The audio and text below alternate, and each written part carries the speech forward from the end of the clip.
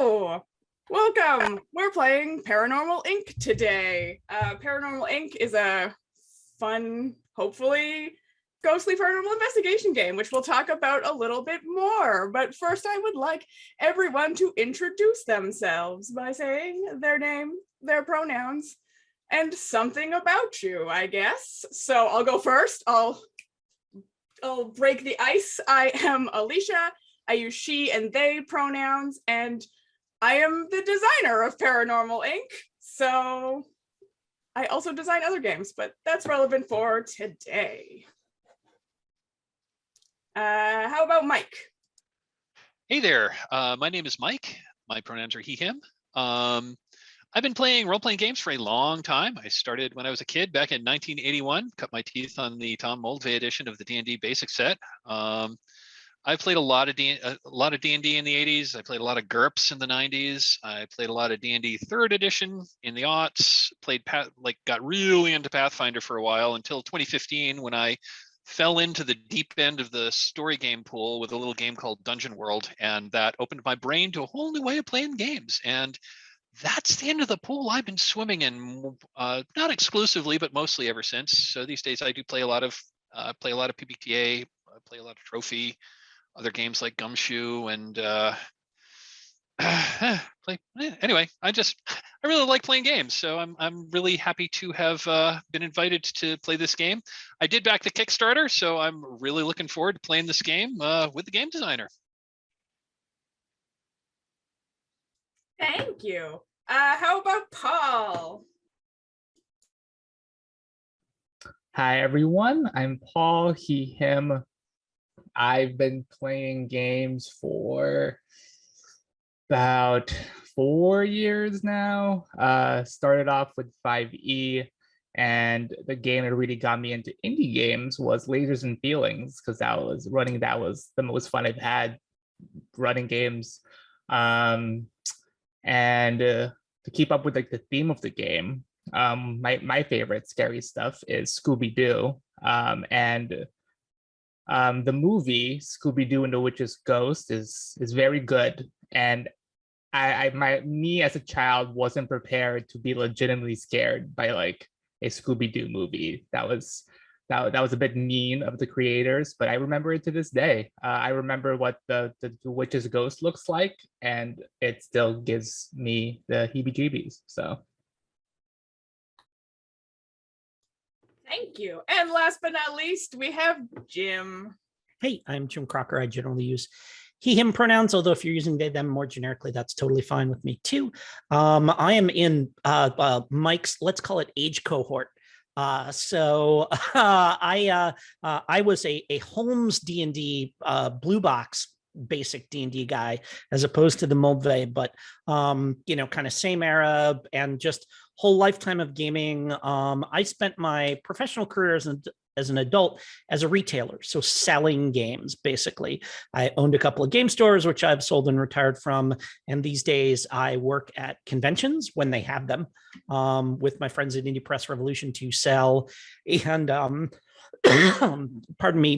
promote independent role-playing games. I was lucky enough, just kind of by happenstance and geography, to be part of kind of in the area of a lot of the sort of ground zero of kind of what we think of as the current indie game scene. So my store is in Northampton, Massachusetts, which means that I lived cheek by jowl with Epidiah Ravachol and Megan Vincent Baker and Rob Bowl and Julia Ellingbo and all of those folks that kind of were part of a big part of that kind of early Forge design scene. So I've played in Apocalypse World campaign with Megan Vincent, stuff like that. So that's kind of pure luck to have been involved in that. So but I've been very interested and deeply passionate about it since the early days. And I love seeing new stuff, new designers, people bringing new ideas to it. And stuff like that.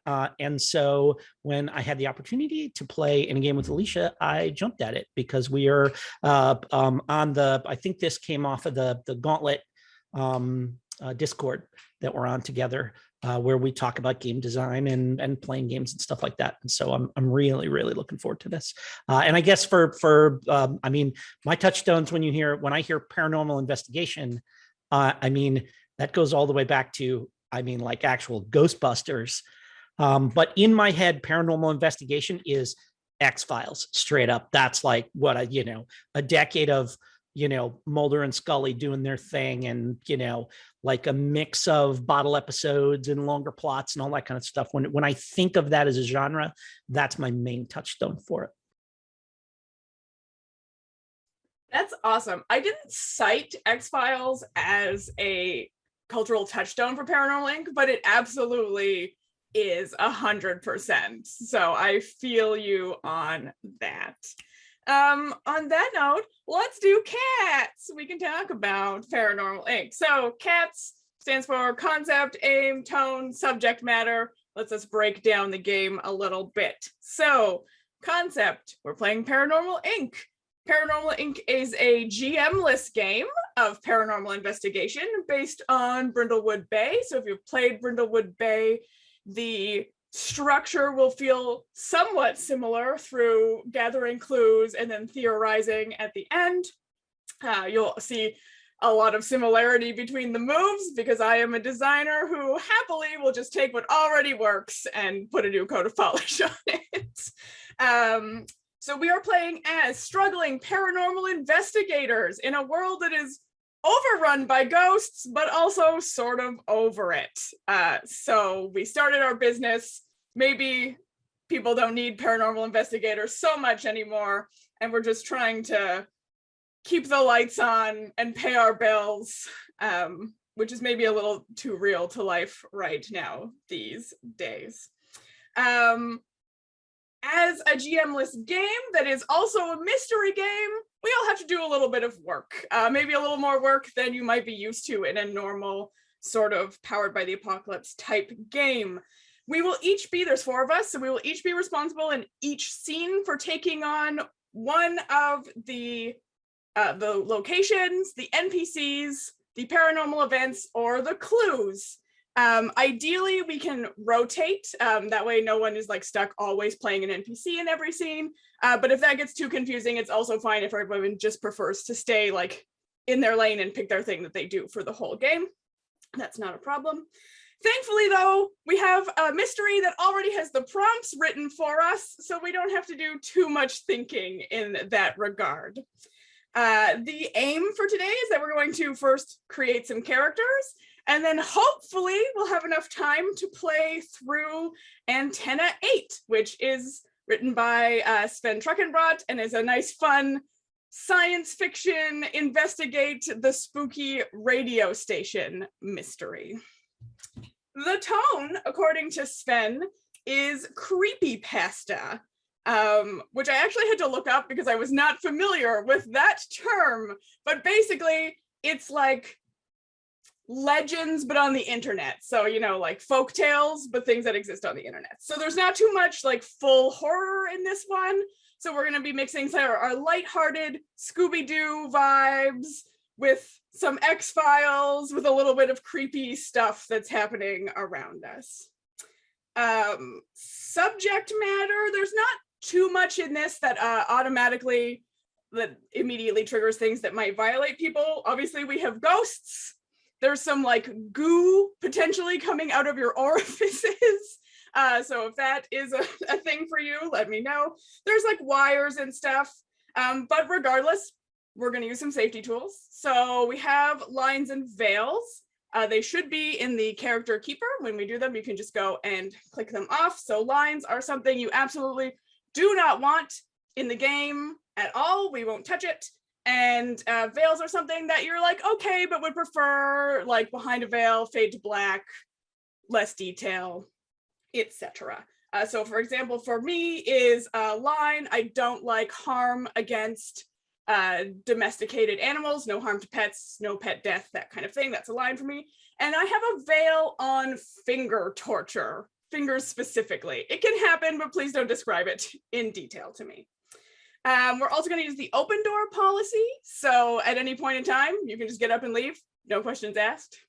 And we're also going to use the X card. So you can like make an X with your hands, you can type it in the chat, you can say X card, whatever works for you. I might ask what is being X carded, just for like clarification purposes, but I will never ask why that is being X carded. And then we can just, as a group, roll it back. Does anyone have any questions? All right. One thing, because we do have our lines and veils, unfortunately, these are pre-written adventures in a way with pre-written things. So if at any point in time you happen to draw a prompt that you know violates a line or veil, you can change it, choose another one from the card, etc. Just disregard. All right, so I'm going to pause the recording and we're going to make characters, and then we will come back and introduce our characters.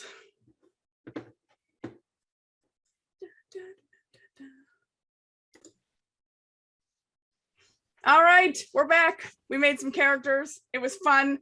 Let's go around and introduce those characters. So everyone can say their characters, what the playbook you chose is, your character's name and pronouns, their vibe, and anything else you might want us to know about them. And then we're going to go around and each say something that would be in that character's backpack. The backpack items are things that we can use to gain advantage on rolls in the future. So they can be nonsense, they can be practical. It's entirely up to you based on what you hear from the character. So let's go in order of the sheet, I guess, and start with our resident ghost.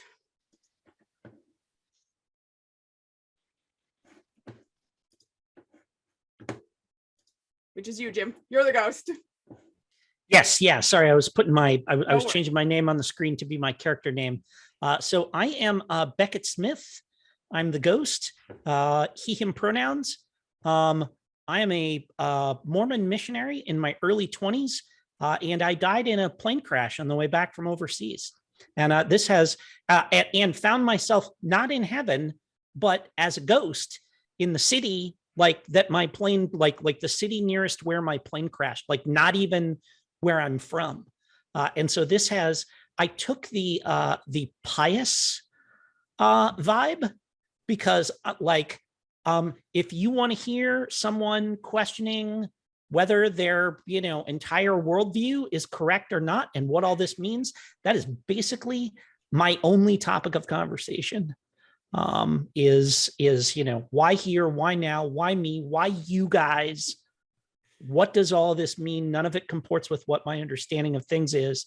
But I took for my moves, I took body swap and filled with regret, but I always, I do not change my appearance. I always look like a clean cut white guy in a white shirt with a little skinny black tie and a name tag that says Brother Beckett, or I guess it would be Elder Beckett, because I'm actually going on coming back from my mission. So I always look like that, in the black horn rimmed glasses, right? But I am stuck here, and I've ended up and I suspect we'll play to find out. But the fact that Gwendolyn is a sensitive, which means she can actually maybe see me more easily than other people can, may have something to do with why I'm hanging around with you guys. Love it. All right, let's decide what would be in Beckett's backpack, literal or figurative backpack. If anyone has any ideas, you can shove them out. Well, if I'm just going to toss, I'm going to say the obvious. If Beckett is the ghost of a Mormon missionary, he's got a copy of the Book of Mormon. That was low-hanging fruit right there, for sure. Yeah. I'm going to take also low-hanging fruit and say that you have a piece of the plane that crashed with you. I don't know where this fruit hangs, but I will say that you have a copy of the Book of Mormon playbill from the musical. Lovely. All right. So next then is our intern. Yes, the intern for this workplace named Trent Flynn. He always wears t-shirts, but he has ripped off the sleeves of them. The t-shirts are usually of just like indie bands or something of the like. He also has like a beanie on with like some of his like curly brown hair peeking out of it. Pretty tan guy. Kind of disinterested in here. He only reason he is here because his class credits forces him to take an internship to finish out his degree. And his parents won't let him live his life of just like living in a van and climbing mountains. He's a really big rock climber, and he said if he wants to do that, he has to finish college. So he's finishing up his like digital arts degree, I guess, so that he can rock climb in the future. I love him. All right, so what is going to be in Trent's backpack? Like Cliff Bars, for sure.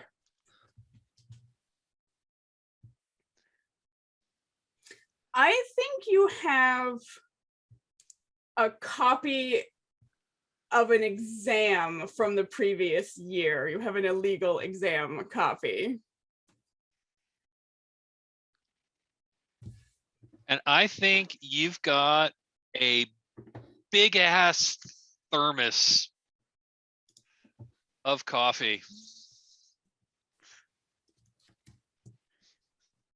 Because hey, you're the intern. Love it. Excellent. Sorry, I was just also updating my name here. All right, next is our medium. Gwendolyn Jennings, she is a woman of a certain age, shall we say. She may be, I don't know, she could be anywhere from her like mid 30s to mid 60s, hard to tell. But she has very, very vivid red hair. It's kind of sorry, my wife just said like, what are you talking about? She was wondering why I'm like, what kind of a work meeting are you at? Well, it is in the middle of the afternoon. Sorry. Anyway, so Gwendolyn's she's got she's got quite a lot of curly hair that's flaming red. She's normally kind of like tied back with a silk scarf. She wears pretty heavy makeup. She has kind of like large, kind of like silver cat eye glasses with kind of a chain, with kind of like the librarian chain. And she wears kind of like billowy, like almost she was kind of like billowy, like a billowy dress most of the time. She carries around her like a bright red handbag that she's got a lot of, that she's got various, that she carries around with. But she is, very, and she's also, she's has both a mysterious and she has a mysterious demeanor and also a flair for the dramatic.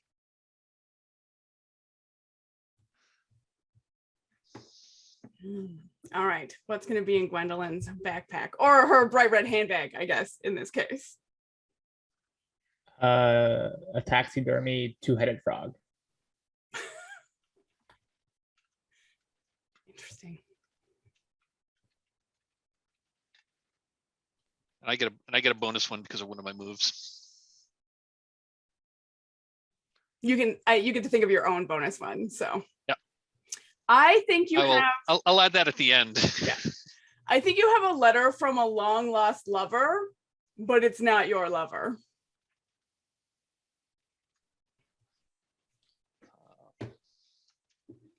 You have a pair of those like cheap CVS cheater reading glasses, like non-prescription reading glasses. Amazing. All right. Last but not least, that's me, the skeptic. The one I'm adding. the tools of the trade, I've got a Ouija board and planchette. Nice. Classic. I love that. Does it fit in your red handbag? I'm gonna say it's small. I'm gonna say yes, it fits in the handbag, but it's smaller than normal. Yeah, I love it. And You it just folds like in pull it half. out. Yeah. They no, also make like, it certainly could be a cloth one, like that you fold up or roll up or something like that. I mean, obviously this is a game. These things don't have to be like practically things you can carry in a backpack. I just love this image. For whatever reason, I have this image of this bag full of stuff like Mary Poppins style, and Gwendolyn's just like pulling random things out of it. So I am playing the skeptic, Frank Herberts. I imagine he is in his like mid 40s, maybe. His vibe is highly caffeinated. He wears like a long sort of trench coat, and he just looks, honestly, kind of like a bit of a know-it-all, like he's going to annoy you. I feel like he looks like he's going to annoy you, whether he will or not, we'll see, but he looks like he's going to annoy you. I think that he has been with Paranormal Inc. for a very long time, and why he's still here, considering he doesn't believe in ghosts, maybe we'll find out. I'm not sure, but he's been around for a while. He's a little bit on edge, and he doesn't believe in ghosts. I chose the moves Reason in the Face of Danger and the Documentarian.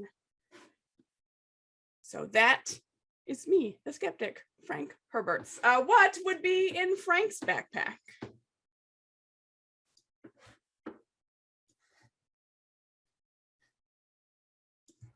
You've definitely got a like a little micro voice recorder, so that you can take little voice memos whenever you some brilliant idea comes into your head.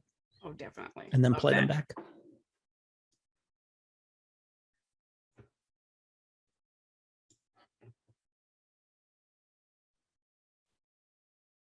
Because it's very unwieldy, you have like a full pullover set in your backpack always. Sorry, a full what?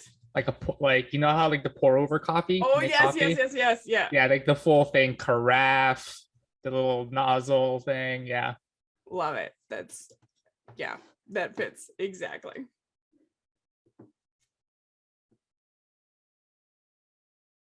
I think you're muted, Mike. Thank you. I think you're carrying around a well-worn sci-fi novel that you've read multiple times. I'll let you pick one, but what made me think of that is that your character's name is Frank Herberts, and Frank Herbert, no S, wrote Dune. Love it. Love it. Okay. All right. So we're all set with our characters. We can get right into our game now. So if at any point in time you have questions, feel free to ask them. I said while we were creating the characters that this is a game that is very collaborative. So even though you've been like assigned a thing, and we'll decide as we get into the first scene what everyone wants to do, ask for feedback, throw out ideas to the other players. We're all here to tell this story together. So I'm going to read our introduction. We'll get through all of that. And then I think we'll take a quick break after that and come back and get right into our first scene. So, Antenna 8. The local radio station, Antenna 8, is in trouble. Listeners hear strange voices and eerie noises throughout their broadcasts. Even the most devoted listeners have started to tune out. It's annoying at the best of times and can sometimes get outright creepy. Reports of strange paranormal phenomena linked to Antenna 8 listeners are on the rise. Companies have started pulling adverts, and legal trouble is brewing as well. Police are investigating the disappearance of a young man who told his mother he had been called on an Antenna 8 broadcast before vanishing into the countryside. The station has hired us to uncover the source of the ethereal sounds and ideally stop the phenomena. So we have an establishing question. One of us has listened to Antenna 8 all of our lives. It's going to be your favorite station, and it would be horrible if they had to close. Whose favorite station is it? Who loves Antenna 8? Someone can just jump in and say, me. Do we know anything about what sort of station it is, or is this our opportunity to say it's a blank type of station? It's our opportunity to say. I know there is a newsroom in it. It seems like it's a fairly large station. They have podcasters too, so it can be anything we want it to be. I'll say it's mine. And it mostly plays. They've got a newsroom, but they're a music format station, and mostly they play like classic rock radio. Love it. Do you have who's your favorite presenter, and what program do they host?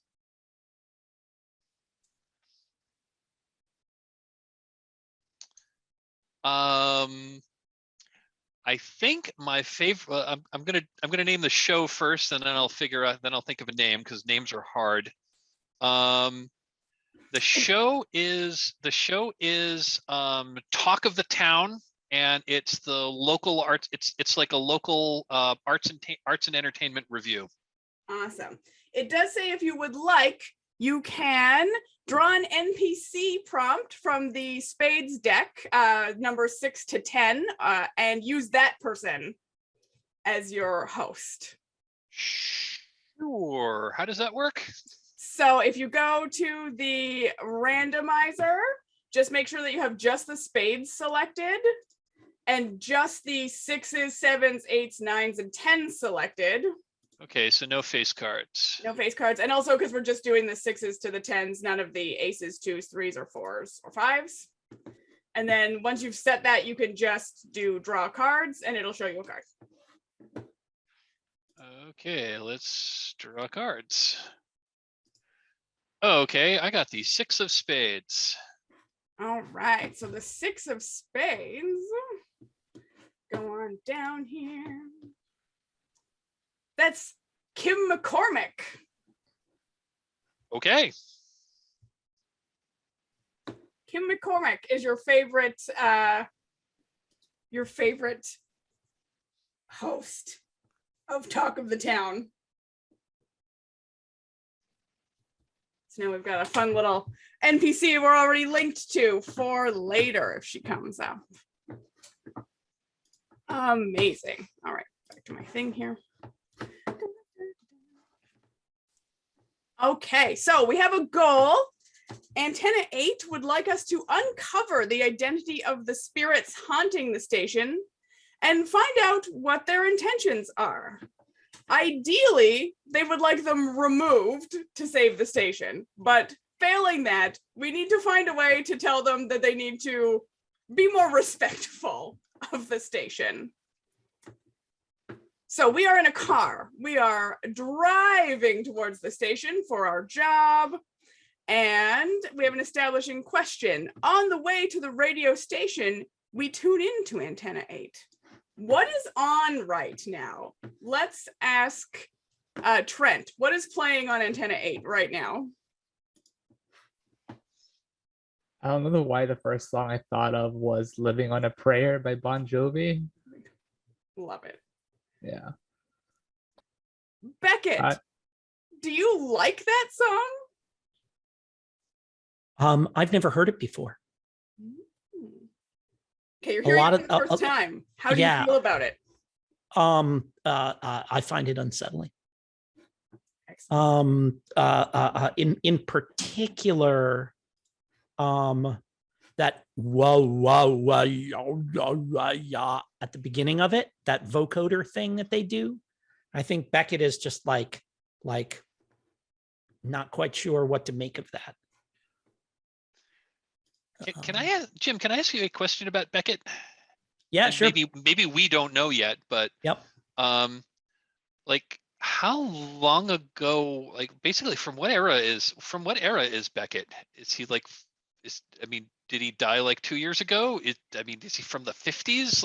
No, like, no, no, no. That died a year or two ago. okay. Yeah. Just not just not tuned into. Okay. I think he's young enough that if He you wouldn't have don't, heard yeah, he I wouldn't have mean, heard he wouldn't have heard classic rock radio growing up in like Salt Lake City. So exactly, like Living on a Prayer came out when I was 2 or something like that, right? So it's just not, sorry to depress you, buddy, but I'm right there with you. But yeah, no, I think that it's just a lot of this classic rock stuff, it's not like he just would have no reason to go to seek it out, right? Oh, He's not a music guy or anything like that. makes So, total sense. Makes total sense. I mean, I'm not scandalized by it or anything, but it's just this is I think he's more confused than anything else. Why do they do that thing with their voice at the beginning? I don't understand what the point of that is. And, All right, we were prompted to draw a paranormal event card to have something weird in the broadcast. So I did that while we were discussing the music. And I drew the 2 of diamonds. And one of them is you hear a continuous scream. It's normally coming from a phone, but I think it applies here. So I think there's a continuous scream that's now coming out of the radio. And even as we try to turn it off, the does not stop. So that's not part of the music, right? No, it's not. As so is it Frank who's driving? Sure, Frank can be driving. Frank's driving, and can I say that Gwendolyn's riding shotgun? She's turning the dial, and regardless of what channel we're on, it's still screaming. I think that I'm gonna lean over and bang on the hood, or on the dash of the car to get it to stop, and it does. I'm now convinced, obviously, that I fixed it. It's obviously nothing paranormal. I fixed it. But right as it's dying off, we all hear the whisper of a word kind of crackling behind some static. What word does your character hear? We each get to answer.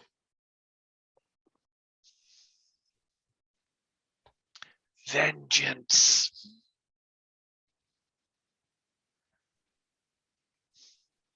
I hear boulder.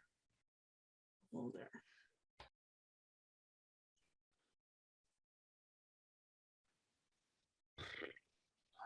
I think I hear tape.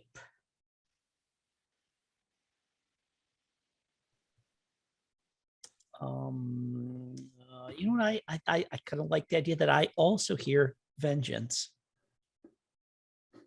Interesting. So I feel like with this word whispers, I've banged on the dash. It's the last thing, and we're pulling up to the outside of the station. Does anyone know what it looks like? Does anyone want to describe it? I mean, where are we here? Good question. Do we know what city we're in or anything like that? It's supposed to be like a sort of mid-sized city, kind of vague, left up to whatever your interpretation of that is. And I mean, I'm assuming I just my presumption is we're in the United States somewhere. That's. I mean, my presumption writing it was that we were in Canada, but I feel like it doesn't matter. Go. We can be in Canada too. That's cool. I mean, I think it's more fun for us if it's like a standalone, if it's like a legacy station that is trying to hang on, that it building clearly built in like the 30s or something like this. It's got a little bit of a kind of a blocky brutalist look to it and stuff like that. They've tried to spruce it up as best they can and put some, literally spruce it up. And there's like an old, there's like a big old,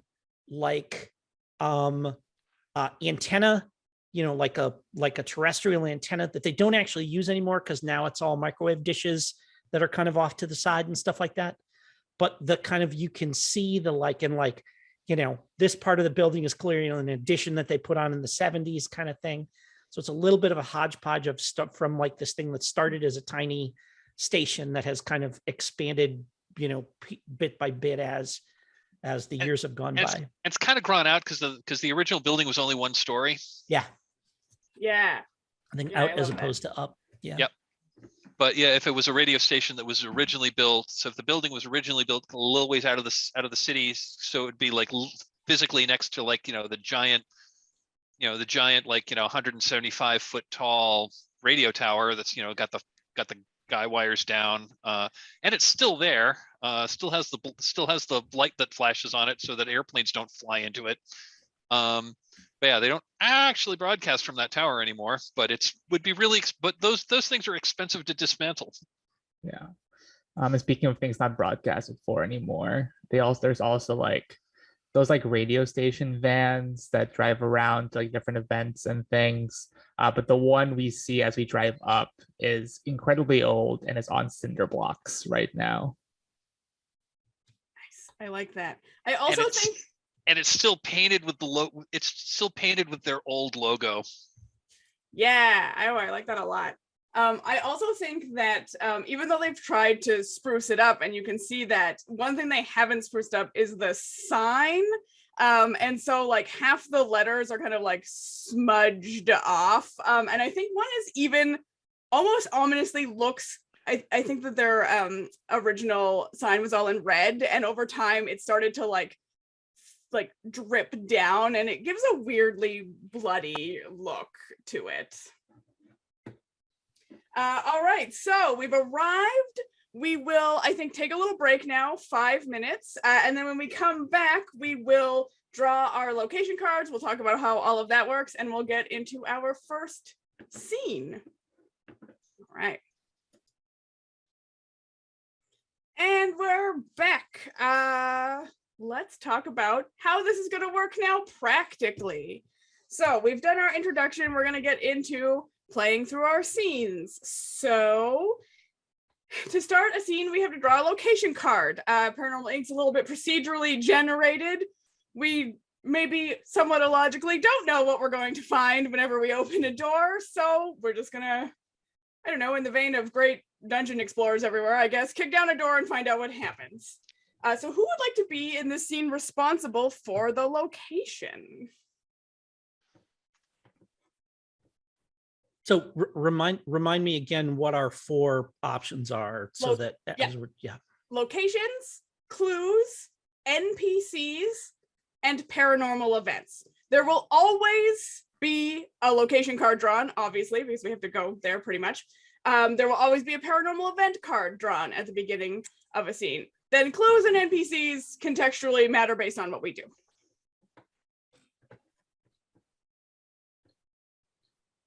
So I'd again like to invite Paul, as the kind of newest to indie games, to pick the one that you think is most interesting to you.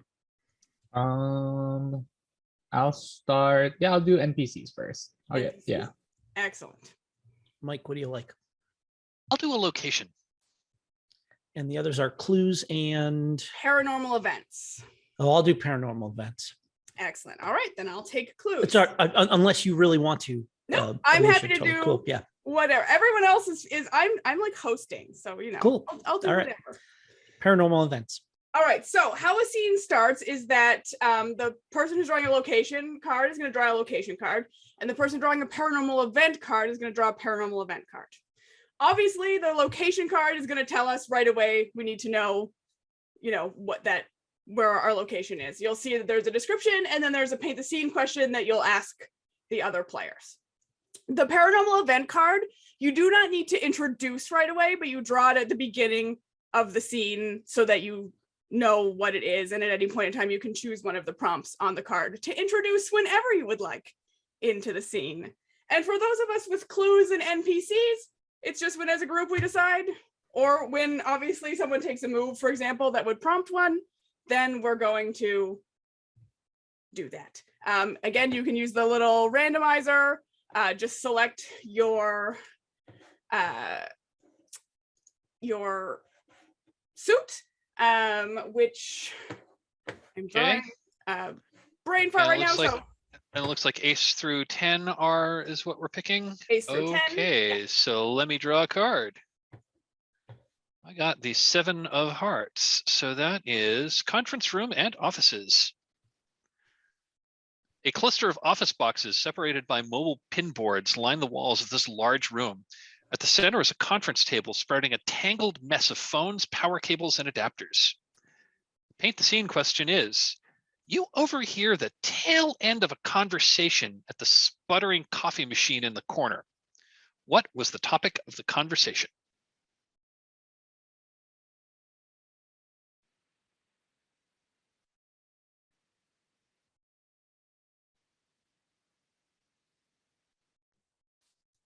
So I think it will be it will be helpful, I think, as we proceed, if you just prompt us for who to go, because otherwise we're gonna like all defer to each other.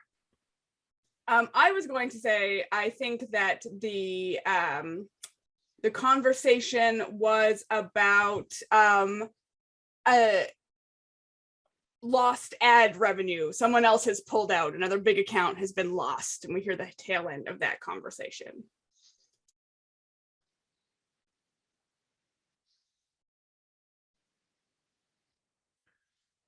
Can you describe the room again? So I'll read the prompt and then I might like add a few details. So it's the conference room and offices. So I'm imagining this like, big open office room that's like cut up with cubicles that are, maybe only like 4 feet off the ground. And there's, I don't know, space for, I can't imagine this is a very big radio station. So there's probably, I think there's 10 cubes, but they're also in financially hard times. So 2 of those cubes are clearly not actually used by anybody. And it's just like piled up with, like office supplies and junk and maybe a couple of plants that are perhaps like not terribly healthy. Let's see, at the center of the room, there's a conference table sprouting a tangled mass of phones, power cables, and adapters. So, I'm imagining it's an oblong conference table. Again, it probably could seat up to 12, but yeah, there's just a bunch of stuff on there. I imagine that if this were a public radio station, this is where they'd man the phone banks for their pledge drives, but it's not because they've clearly got advertisers. And yeah, there's a coffee, and there's like a little corner area that's the quote break room unquote. It's more like it's just like a little counter. Again, it's all like that modular office furniture. It's probably been there since the 80s. That kind of like dusty cloth beige backing to it with like lots of stuff pinned to it with like with those like T-pins. Like maybe there's like an old motivational poster. Maybe there's like an old like Garfield I hate Mondays poster. And I think the decor is kind of a hodgepodge. It's there's some fairly modern stuff and there's some stuff that's dated and that's been hanging here for decades. And yeah, there's the tail end of the conversation. And yeah, complaining about ad revenue. I guess my initial instinct, Frank's instinct, would be to go over and pour himself a cup of the probably stale coffee, and just walk up to the people who I presume are there, which means I think maybe we might also need a couple of NPCs. Okay. Okay.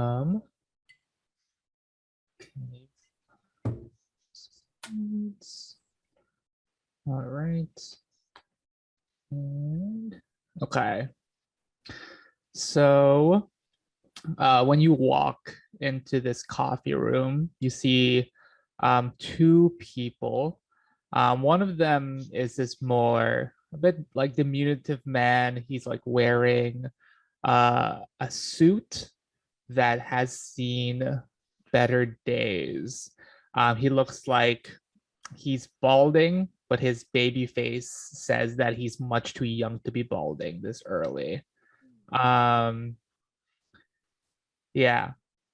And he is talking to this woman who weirdly is like, or coincidentally is like kind of a foil to him. Tall, very like bird-like face, Asian woman. Like she's wearing a shirt for a podcast show about some sort of like cryptids or something like that. And they're just like, and she is just like having a conversation with this man, saying things like, if we want that manscaping advertisement, we have to branch out. I have an idea for this new show. And the man is just like, he's like sweating profusely for no, it's actually kind of cold in here, and he's like sweating profusely. He's just like, yeah, ideas, of course, it's a radio station, that's what we're built on, ideas, but also music, and also what you do, podcasts. Yeah, it's like music but speaking. Yes. And he just wants an out to this situation, so he will look at Frank and just go, oh, hello, you, sir, do you, haven't seen you around, do you work here? I'm just gonna take a big sip of my coffee. I guess I do now. Frank Herbert's Paranormal Inc. And I like extend a hand to shake. We're here to investigate your supposed ghost problem. Yeah, he gives you a very clammy handshake. You must be the investigators. Hey, this is Miss Zhang. She does some things about all these like paranormal stuff. Maybe do you advertise? Do you want any sort of advertisement on the radio? We have very few open slots at the moment, but we could give you a few of them, all of them, even if you want them. I'm just gonna look at him and be like, maybe. I mean, we don't really. It depends on how much you're going to pay us, but I mean, then we're just swapping money back and forth, and I mean, that doesn't really make a lot of sense, does it? You know, Miss Zhang, is it? You might like Gwendolyn. I'm just going to like gesture towards Gwendolyn because she likes nonsense too. So Gwendolyn was kind of hanging back as the others entered the room, and she enters, she's kind of like looking up. She's got her hands out here and she's like looking around as if she's like feeling the air. Like, I am trying to sense any presence that might be here. And oh, hello. Yeah. Miss Mary saying, it's like, what kind of presences are you feeling exactly? Speak to me about that. Well, as you know, there are ghosts nearly everywhere now. They're making themselves known. They're causing strange things. Well, and that's why that's why you've hired us. We're among the best in the business to find the hauntings and figure out what we can do to make the ghosts rest, or at least move on to their next phase of existence. Right now I'm merely getting a feel for the things. I will have to ask, so you were the people who called us in. What pray tell, so how has the haunting manifested?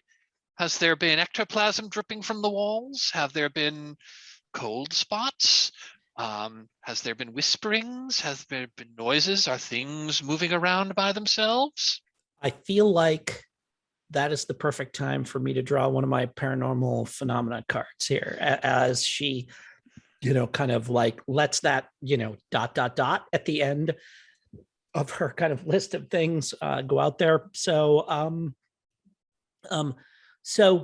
like there's a couple things that I super dig, but I am going to explicitly choose a card so that I'm engaging with the mechanics here and not just imposing my desire to have one particular cool thing there. But let me see what I got here. So I got a 4 of diamonds.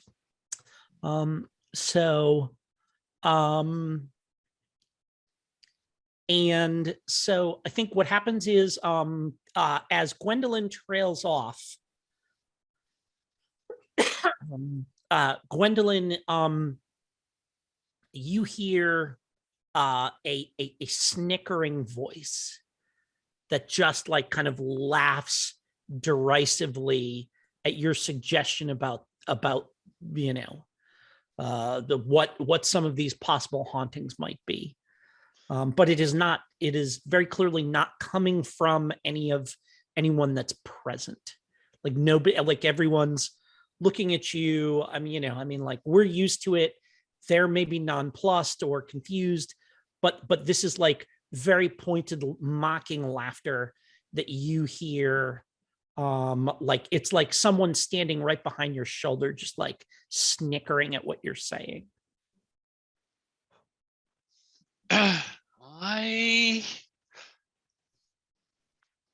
Do you hear that? Do I hear what? An ethereal laughter. Yes. That's been going on for a bit now. And the chuckling gets louder, Gwendolyn, as if kind of underlining like this is hilarious and yeah, it's been going on for a while. And for Beckett, I kind of want to say that like the way Beckett moves around scenes is like he's kind of always positioned, like you guys can see him clearly, but he's always kind of positioned like just out of the eye shot of like whoever you're talking to for the most part. So like I kind of go unnoticed unless I kind of explicitly step forward and like make myself to be solid and perceived by people. So otherwise I kind of mostly move around in the background of what's going on. So maybe while you're talking to them, I am kind of like behind them, kind of looking skeptically up at the ceiling when you talked about laughter.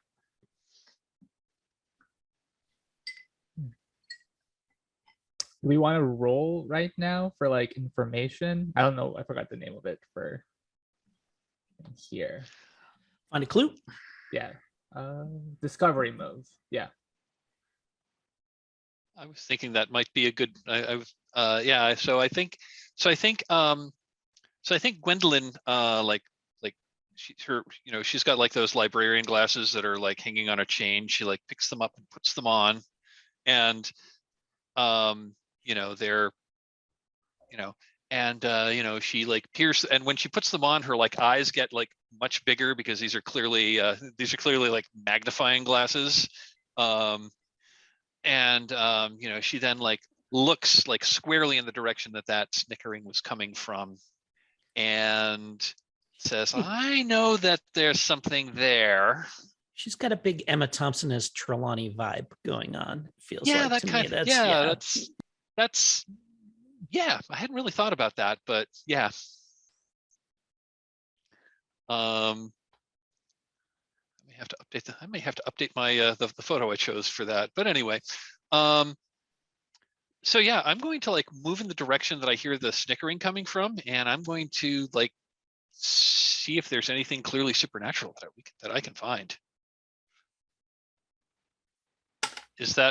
Do we agree that triggers the discovery move? I think so, yeah. And I think that as the medium, like rolling with intuition in this case might make sense. Trying to like feel that Yeah, out. I was also thinking intuition. Mhm. Do we have a link to a die roller or? Oh no, I always just use actual dice. I didn't even think about that. I'm a fan of actual physical dice. Give me a moment. I didn't think to get my dice, but give me just a sec. It's all right. I didn't think to get a dice roller. So I just really love the tactile feel Yeah, of dice yeah, in my hand. yeah, same. Oh, Jim's got one for us too, it looks like.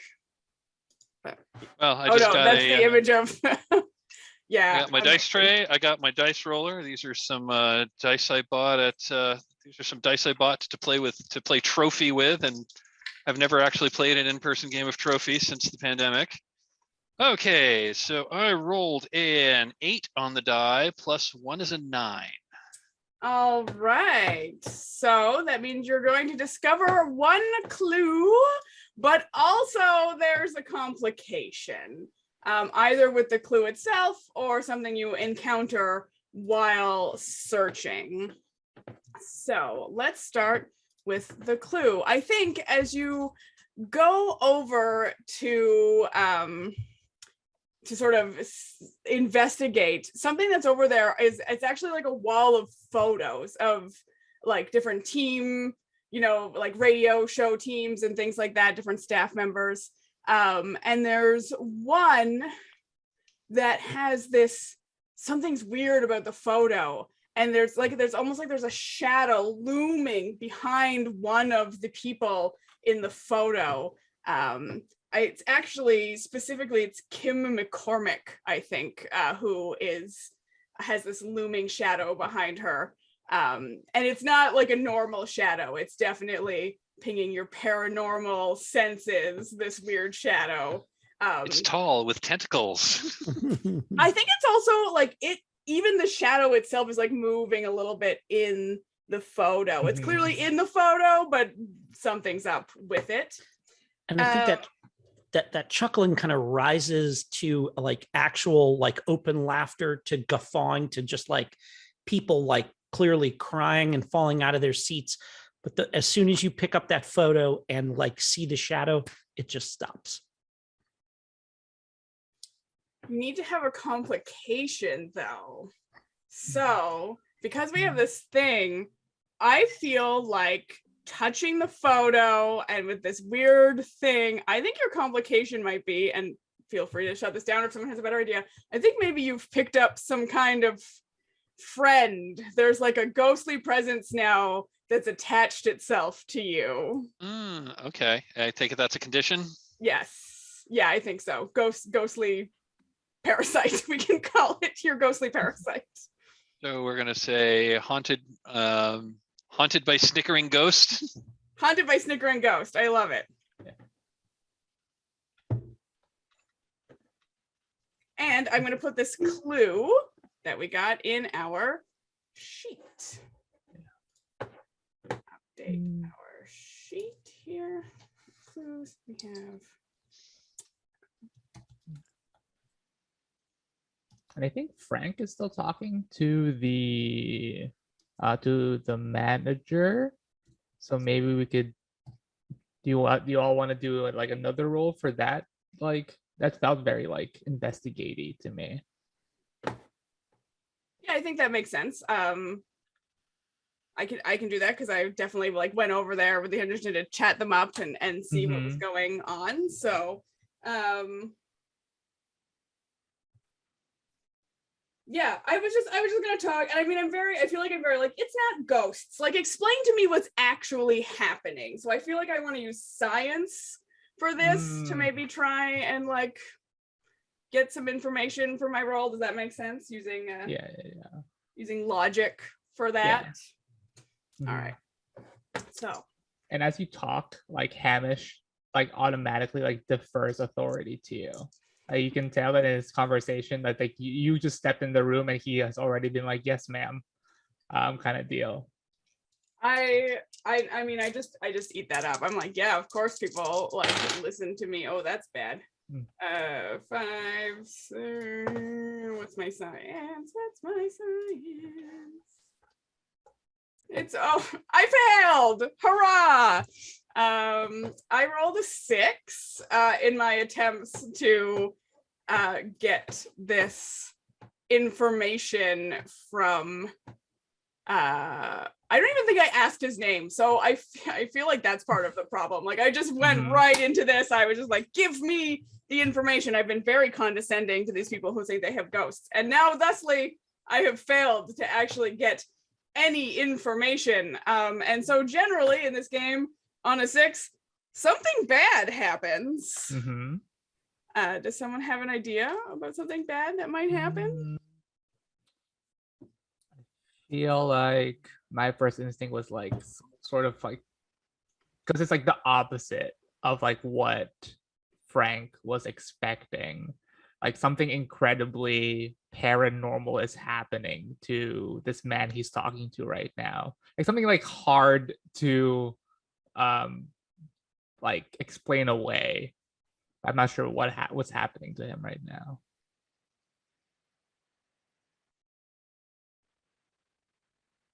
I mean, like it feels more like for Frank, this person just thinking, just completely dismissing him as having no idea what he's talking about and clearly an idiot.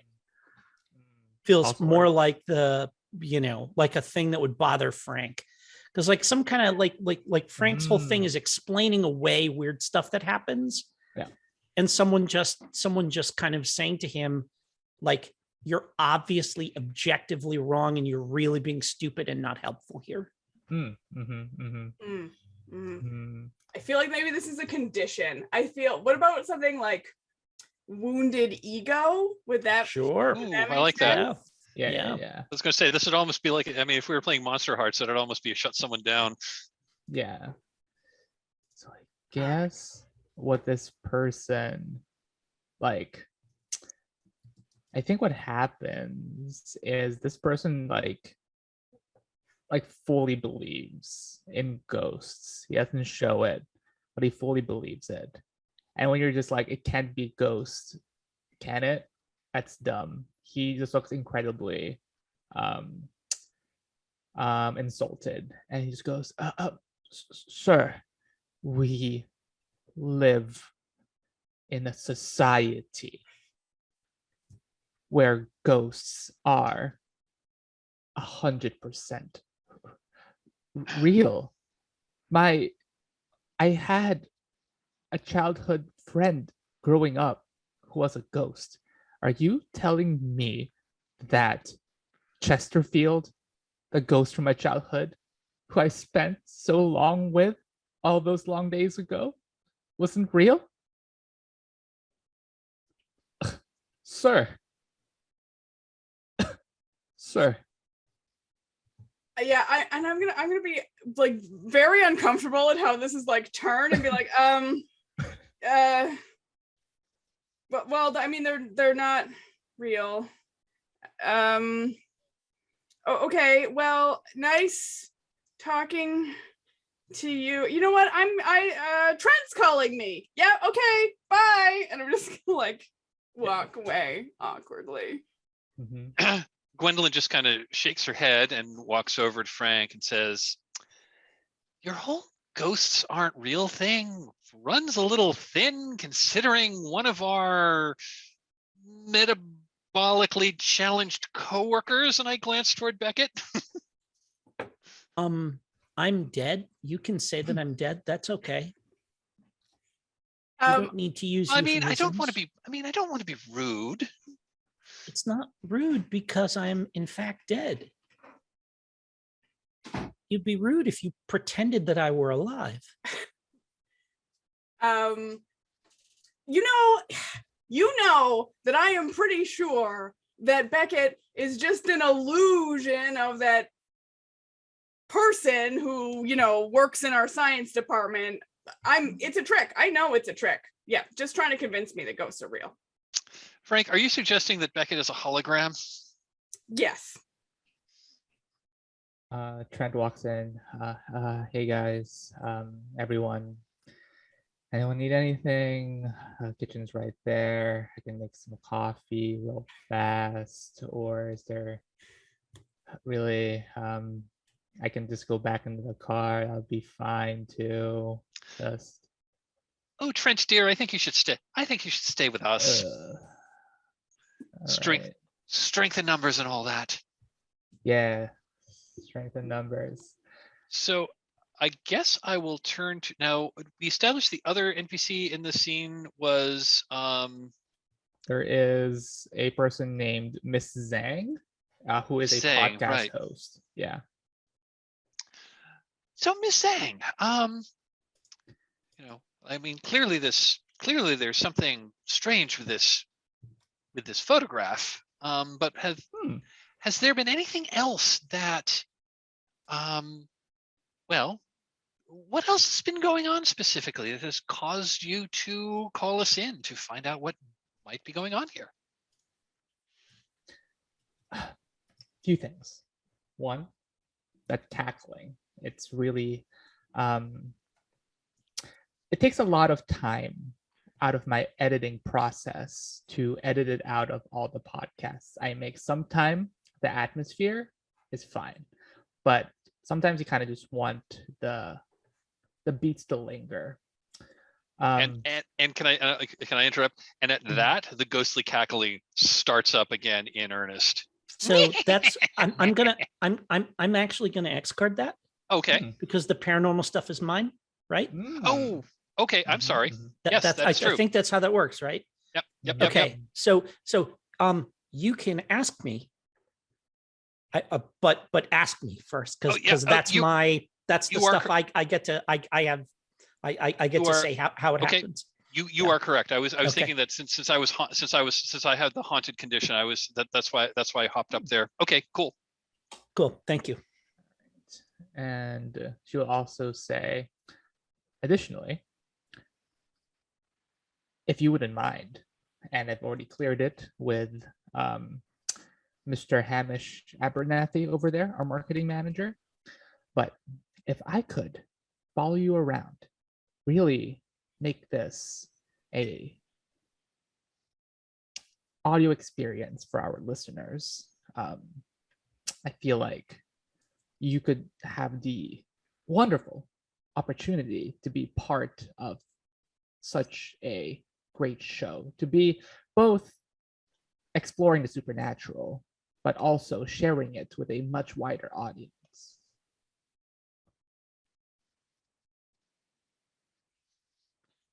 Well, I turn toward Frank. That's intriguing, and I'll hold that thought, and I'll head over to Frank and lean in and say, this could be a marketing opportunity.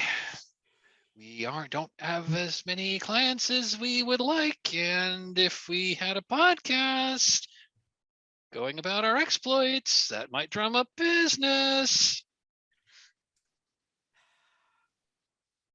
I hate to agree, but I do in this case. Perhaps, actually, we can use this as a test run.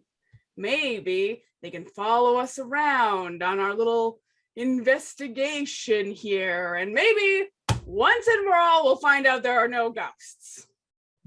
Or we'll make a bunch of money. I don't know. Either way, win-win. Trent times it, and I will finally get paid, is what I'm hearing, or is it still just course credit? Oh, Trent, you have all the coffee. You can have all the coffee you can drink, isn't there? And you're getting so much valuable experience. Yeah, it's fine. What? It's what, week 6, right? Week 6. It's about halfway. Yeah, that's fine. Yeah.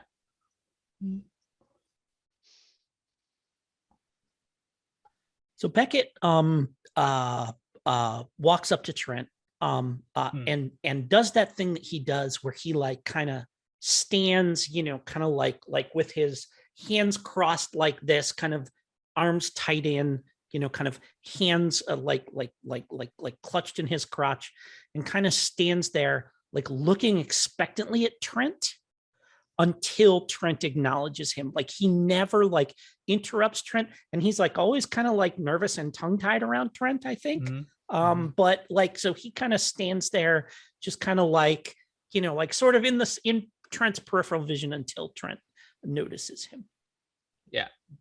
Trent doesn't have the highest intuition, so I think there's like a delay when Beckett For sure. like shows up, and whenever it happens, it's always just like such a surprise. It's like, oh, Bex, yeah, what's And Trent is the only person that Beckett doesn't correct when he calls him Bex. So I really like that. And he says, well, Trent, I think that could you help me get into the van outside? I think I might be able to figure something out, because it looks like, I've gotten pretty good at telling things in places that might be haunted, and that van very much looks like it could be one of those things. But I'll need your help getting into it, if that's okay. If it's not an imposition, I know I'm not like, I don't actually work for, so you're not my intern, but if you could, I would very much appreciate it if you could, My school does a kind of like a holistic evaluation process, not just like the directors, but also the fellow coworkers. So I would be happy to do that for you, as long as That sounds confusing. You don't know who's giving you your grade?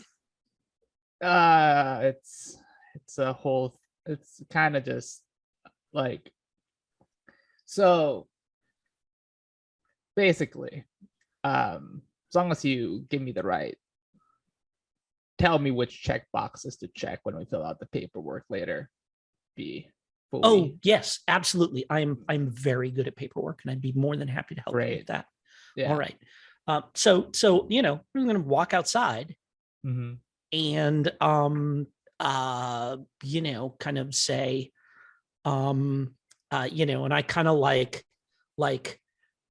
reach to grab the handle of the van, and my hand kind of passes through it, and I shrug.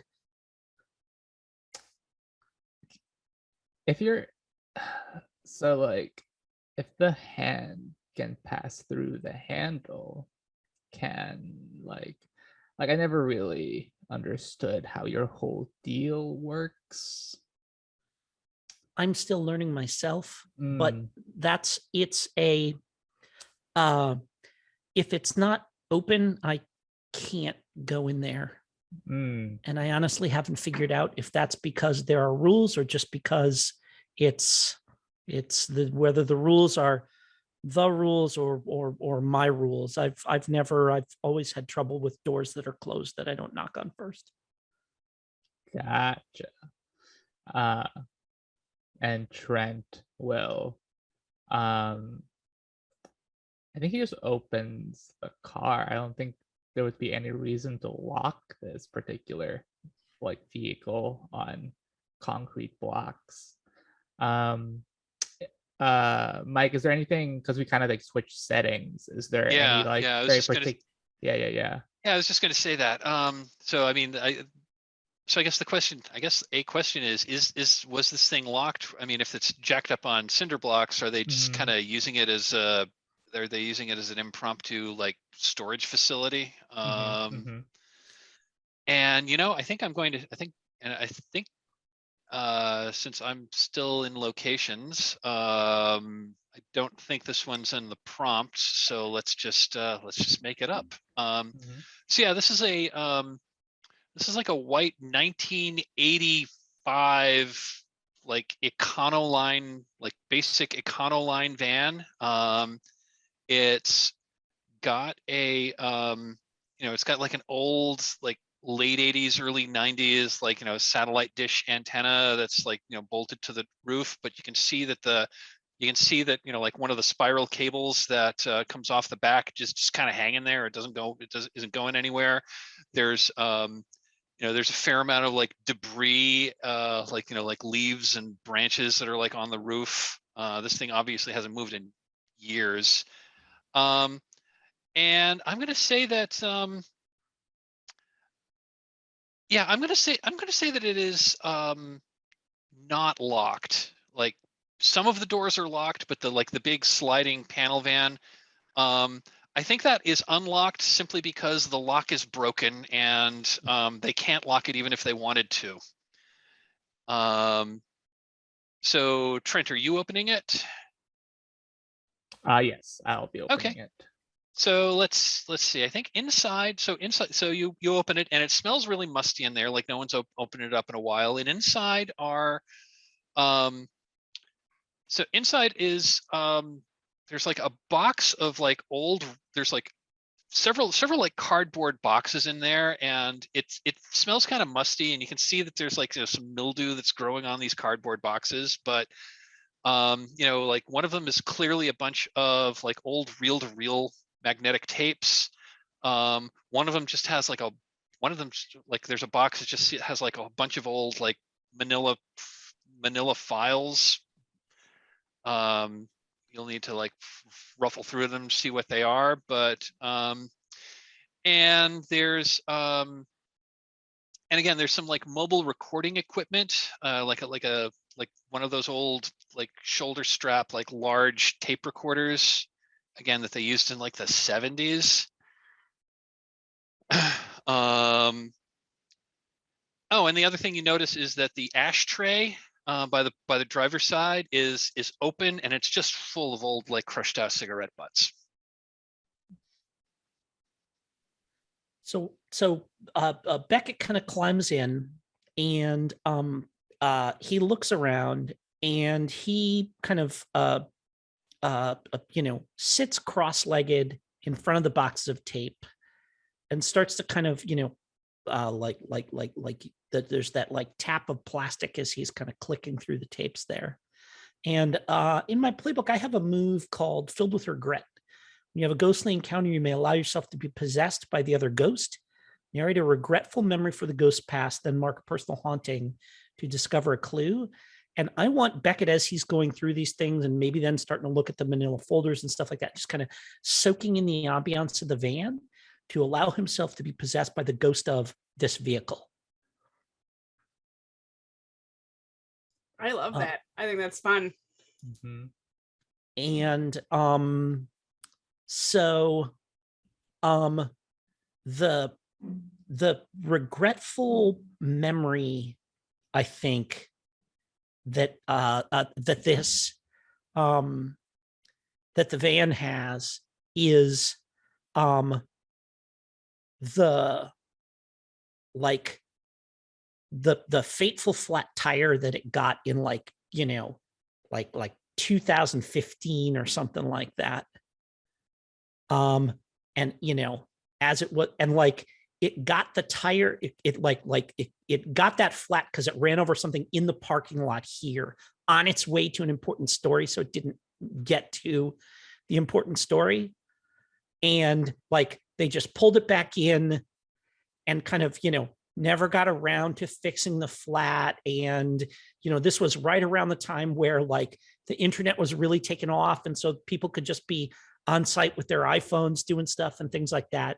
And it was just this thing where like if it had managed to kind of keep on its feet, right, they might still be using it, but just the kind of like it became less and less necessary, and that little bit of inconvenience to fix the tire proved to be the thing that ultimately it ended up just sitting in the parking lot until eventually somebody came along and stole the other 3 good tires, right, and one by one, and like left it sitting there and stuff. And so it's and so it's got all these memories of seeing all these important things, but nobody acknowledging that it had a hand in the reporting of these things, that none of these things would have gotten out into the world if it hadn't been there to help. And like it was as much a member of the radio station staff as any of the people were, but they just forgot about it, just completely left it there.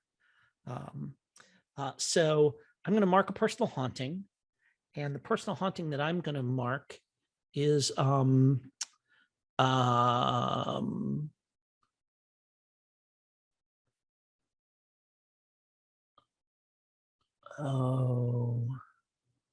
Oh, I feel like memories of death is the thing here, because that's what the van is thinking about. And as the van is thinking about, as it pulled back, that tire popping, I think about the fact that my plane was on the ground, safe, like making its connection from, like my flight from, JFK or whatever, not JFK, but like Heathrow or something like that. And as it was landing, one of the tires on the plane went out and it spun off the runway and like, but this was one of those things where like not even everybody on the plane got killed. So it was like basically like kind of, it wasn't like one of these like fiery plane goes into the ground and smashes things. It was like plane got racked up, like it did catch fire and stuff like this. But it was more like a bad car crash. And I really shouldn't have taken my seatbelt off before the plane stopped moving. And so one of the things that haunts me is, would I still be alive if I had followed instructions like I was supposed to and did all my life until that one moment? And I'm going to lower my wits by 1, because this is going to be kind of distracting and haunting me as I'm going through that. But I also get to discover a clue. And Alicia, did you want to go ahead and narrate that clue? Yeah, I think that. So generally, just for anyone who's watching, so we don't run through all of our cards. If you can choose a clue from a card you're already sort of using in the scene, you can do that. And I think that I have a good one for that. As you are going through specifically the manila envelopes, I think some of them have old like interview prep and transcripts and stuff like that. And so you pull out an old transcript, I'm going to say actually that was going to be for that last reporting thing from the van. And for some reason, some of the letters have been like furiously circled.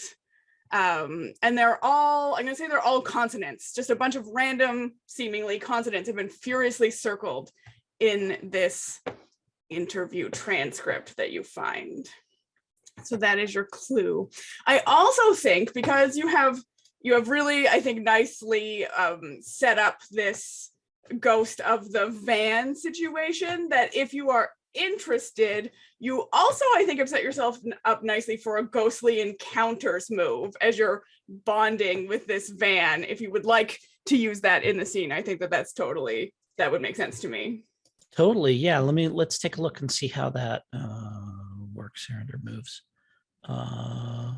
Ghost encounters. When you have an interaction with a ghost while investigating, choose one from below. If the interaction is related to your personal haunting, choose 2. And I think it is. Is it related to my personal haunting, or how exactly does that? How do we parse that? So that's really just like, do we think contextually it works? And I think that it does. You sort of set up a personal haunting very specifically tied to what you were doing with the van. So I think that it totally counts. Okay, I'm going to ask a personal question about another investigator. That investigator must answer honestly. And I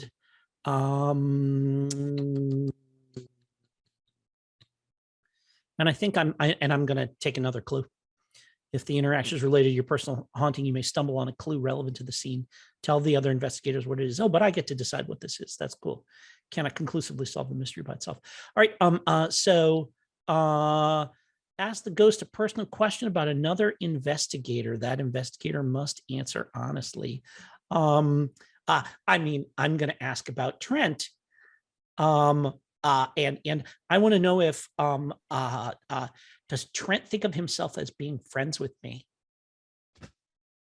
Actually, let me rephrase. What would I need to do to be friends with Trent? Is the better way to phrase that question.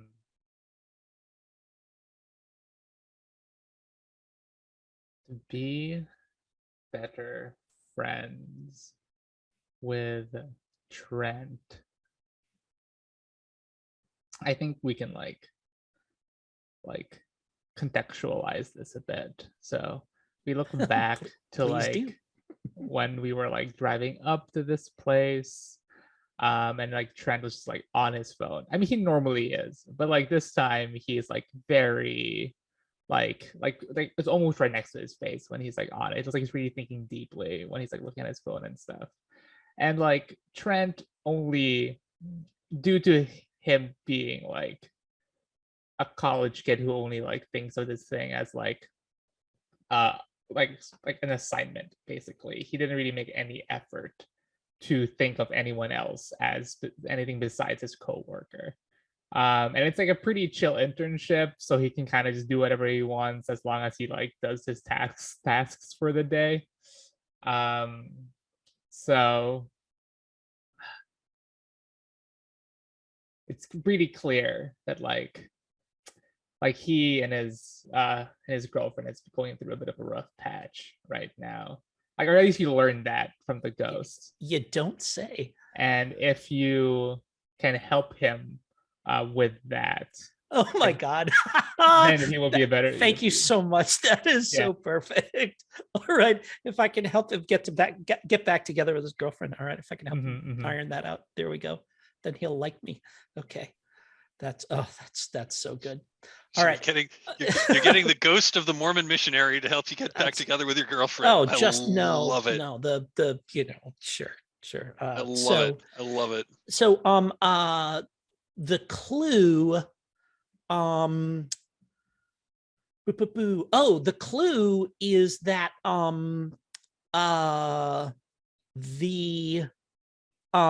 as we're sitting there in the van, we are realizing that the light on the top of that tower has started to blink in time to like what we're doing in the van.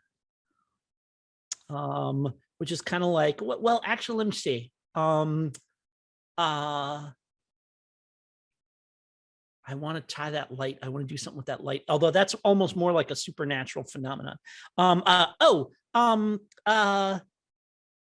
think the clues can also be supernatural in nature. Got it. As Okay, well, sure. The clue is that the light at the top of the tower is clearly blinking, like not at a regular rate like it would if it's just there but that seems to be responding to what we're doing, how we're talking, things we're doing in the van, stuff like that. Like it'll be on for a little while. And then we stop talking, then it shuts off. And then when we start talking, it turns on again, stuff like this. But the light at the very top of that tower is tied into, kind of seems to be actively tied into what's happening on the ground at the station. Nice. I like that. Do we want to take our second, maybe 5-minute break and then come back? And maybe we can go to a new location from there and see what else we can find in this fun radio station. Perfect. Sounds good to me. Sounds good. All right, so we're back from our break, and we just had this lovely little scene outside and lovely ghostly encounters between the no longer with us van and the no longer with us physically anyways Beckett, which was really lovely. And so now we have a couple of options. If anything else anyone would like to do in the scene, of course we can continue, or we can return back to the room we were in, or we can try to see what else is out there. I would vote for let's see what else is out there. Yeah. Do we want to switch roles as we switch? Yeah, so that is technically how the game is intended, so that no one gets stuck doing just one kind of thing. But also I know that can get confusing, so I'm happy. I mostly do it because I feel bad for the person who gets stuck with the NPCs, who sometimes end up being more NPC than their character in a scene. So do we want to swap things around a little bit? Sure. All right, I'll be happy to take on NPCs this time. Okay. I'll do locations. I guess I'll do the paranormal events. Which leaves clues to me. Yep, sounds good. Perfect. All right. Do you want to draw us a new location to get us started then, Paul? Where are we going next? What's the next door we find? Let me get the locations. Events. Yeah. So the scene opens up to a live studio space. Surprisingly roomy in here. And because multiple shows happen here at once, like the different mic stations are like spaced well between each other so no one interferes with anything audio wise. And yeah, and each of these like small alcoves of like audio and sound have just a bunch of dials and controllers and like a desk where people mix the different sounds that are coming in. Paint the scene. I think like who's in this scene right now? Who wants to be in this one? I'll be in the scene. Okay. Then paint the scene for you, Gwendolyn. You wait patiently until the on-air sign outside switches off before entering. You're surprised to find a personal rival in a guest seat. Who are they, and what could Antenna 8 have possibly interviewed them for?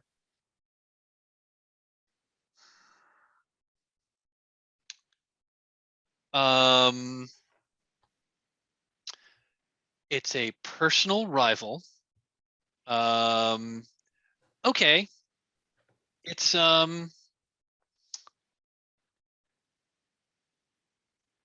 his name is it's a man. He's probably about my age, but again, it's hard to tell what my age is, so it's kind of hard to tell what his age is.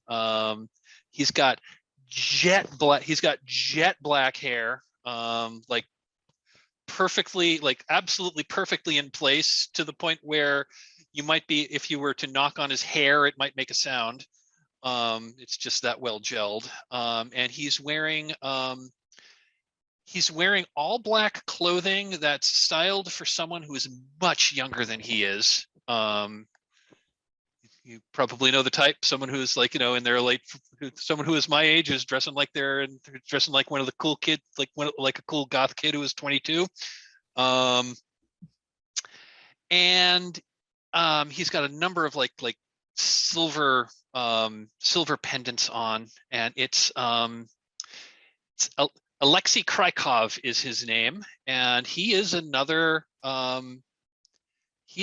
like professional psychic who also allegedly talks to ghosts and allegedly like moves things with his mind and reads minds and whatnot. And I am convinced, like even more so than Frank would be, that he is 100% a fraud. Of course. He does not have the sight like I have the sight. He's just making this shit up. It's just one of these motherfuckers with like a ring on every single finger that looks like a raven skull and shit like that. That's Nice. Okay, yeah. Oh yeah. Okay. Yeah. Oh yeah, he's like, he's like somebody who's pushing 60, but he's like, he's got his hair dyed jet black. It's probably a weave because he probably doesn't really have nearly that much hair. I say as someone with no hair. And yeah, and he's dresses like he's like he's like trying to be the cool goth kid at the at the rave club circa 1991. Yeah. And just to add a little bit more description, like while the audio things are decently well kept, they're a bit out of date.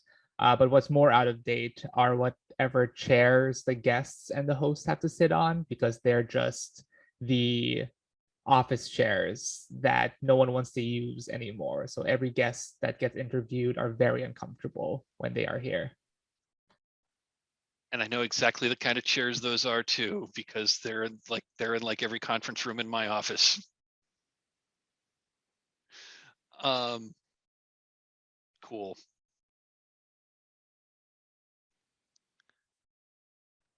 All right. Um, So I'll take over like Alexi because like he's in the scene even though he's not like in the thing. So I will sort of like take him over. I imagine though that actually he's been left alone in the room. Like the host is like not there and he's just like waiting or hanging around afterwards. Unclear. For now, maybe someone else will join us, but that's what I'm thinking anyways, that it's just him in the room for now. And I think that he's going to see you, Gwendolyn, when you come in. And I don't think he likes you very much either. He's going to be like, oh, are they interviewing you too? oh, Alexi, it's been too long. Well, no, they've actually hired me. They've actually hired me for my actual expertise in the supernatural. Only because they couldn't afford me. I laugh at that. Well, they're getting quality. Well, I know I know they actually went for quality. Someone who can actually really talk to the ghosts. So you think it's ghosts? That's what the signs seem to be so far. You feel the presence. And since I'm doing I'm on paranormal now, I'll say at that point, that snickering voice, that snickering presence that's been following me around, like snickers audibly. Can everyone hear it? I think yes. I think that's generally audible. And I like turn and look at nothing and say, "You shut up now," because it sounded like it was laughing at like what I had just said. I see you've met Sir Laughs a lot. Yes, I've been doing a regular thing here and he's around a lot. Well, he seems to have taken a shine to me. I think at this point in time, I'm gonna turn as Alexi and look directly at you, Beckett.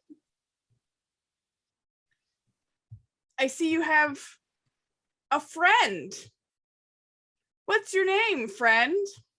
Oh, hello. Pleased to make your acquaintance. I'm my name's Beckett Smith, sir. Oh, lovely. Very nice. Why are you hanging around with Gwendolyn?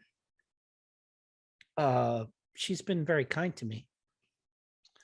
I'm Probably not sorry. very helpful though. And I'm sorry. I'm sorry. And I like look daggers at Alexi. Where are my manners? Beckett, this is Alexei Krykov. He also claims he is someone else who also claims to have a spiritual connection like I do. And I look at Gwendolyn and I say, well, he did notice me immediately. Not many people do that.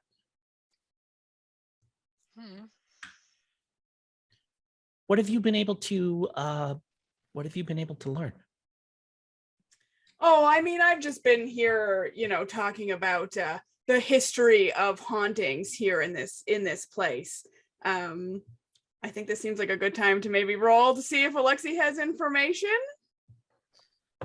Should we do a discovery move maybe for Beckett? Yeah, sure. Yeah. Sounds good to me. Yeah, and Beckett adopts that pose of, oh, that's very interesting. Please tell me more. So I'm gonna go ahead and roll with what makes sense here. I feel like that's intuition, probably. And since we're doing it the old-fashioned way, got my two kind of ectoplasm green dice here. Oh, nice. And that 3 + 1 will get me all the way to 4 for this. Oh, nice. So that doesn't work so well, and something bad is going to happen.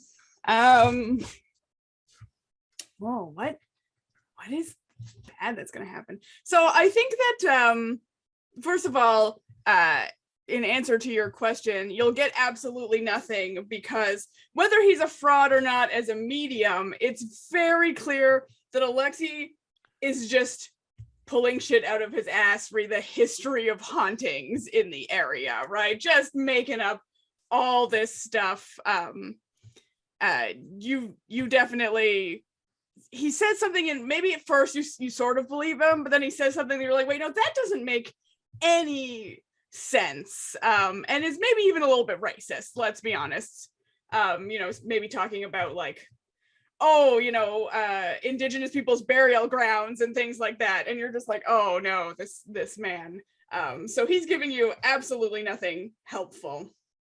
But yeah, something. So here's the thing. He's giving me nothing helpful, but I think Beckett is credulous enough that I want to mark some kind of condition like unsure or confused or something like that, because he's telling me something that has nothing to do with the facts that we've revealed so far. And now Beckett's head is just spinning like he clearly is sensitive and like we've just met. He's got no reason to lie to me about these things, like this kind of thing.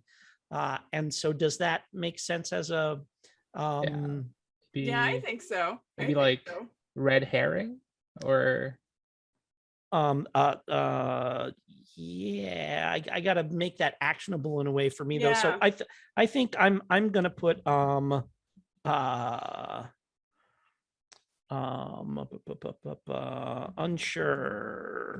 who to trust. Oh, that's good. Yeah. And I have a game mechanics question, and I'm just looking at time. We've only got about another half hour for this game. There's that handbook of the recently deceased move. I mean, because we've only acquired 3 clues thus far and don't quite have enough to do the theorize, but we do have that. There is that handbook of the recently deceased move. Do that right now. Yeah. Okay. We could do that. We could do that right now to turn that. I mean, to let's like do that perhaps, then. Good call. To perhaps like I mean, even like maybe one of us can contradict what Alexi just said and put him in his place. There we go. And at the same time say, well, actually, the history of this place is real stuff that actually happened in the past. I think, yeah, that's great. So do we invoke that together, or does one of us call for it? Exactly how does it? Yeah, so we can. When any investigator says, okay, so Mike, you're saying I read about this in the handbook of the recently deceased. Your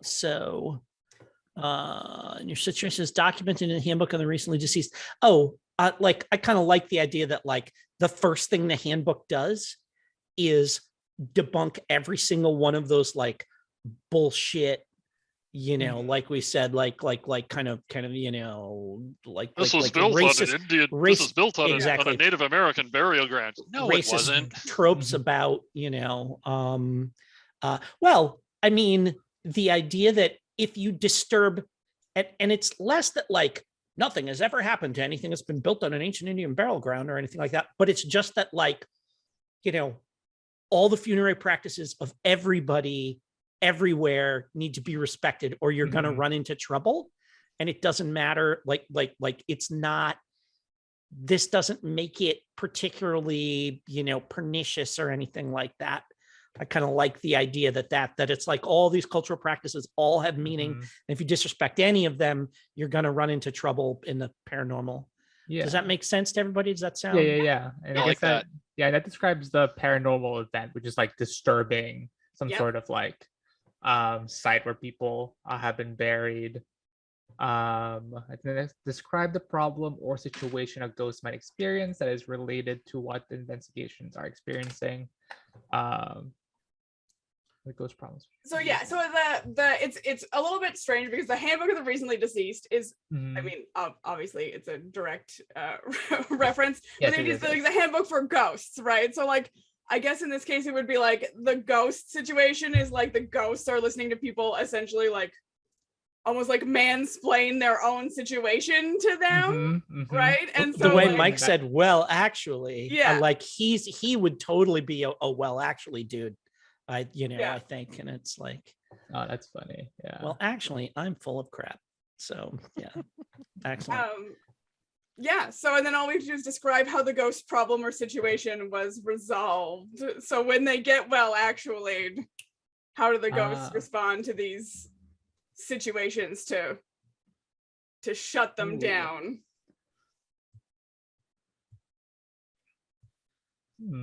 I mean, I think he starts talking out his ass. And I want to say that like he starts to say like he says like one sentence of his, like you say, mansplaining, and then like maybe he like kind of does a thing where like the eyes roll up into his head a little bit, and then like a voice that is his but with a different tenor, you know, then like literally quotes chapter and verse exactly out of the book using his voice. You know, correction, page 4, paragraph 3, subsection C states that blah blah blah blah blah, and he just spews it out, and the tape is running so we can play it back to him if he doesn't remember what happened. Yeah. There's like a little cut in time for him. Yeah. I love funny. that. Yeah.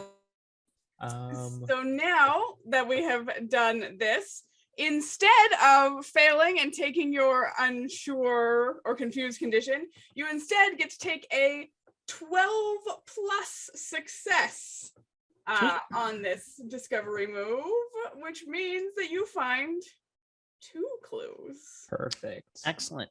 And I'm the clue meister for now, so I'm going to go ahead and draw a couple of cards. What suit am I using for clues here? Spades, if I remember. Spades. Clubs. Clubs. There we go. So I'm gonna draw. So we got a 5 and a 6. So let's see. Let me look to our oracle, and then I can interpret those in the manner of my choosing here. NPC prompts, clues.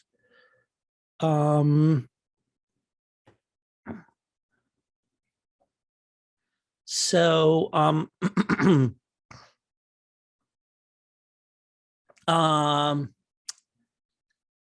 I like the unsigned contract. And I think one of the oh, you know what? Oh man, we're tying into that. It is it was a settlement with it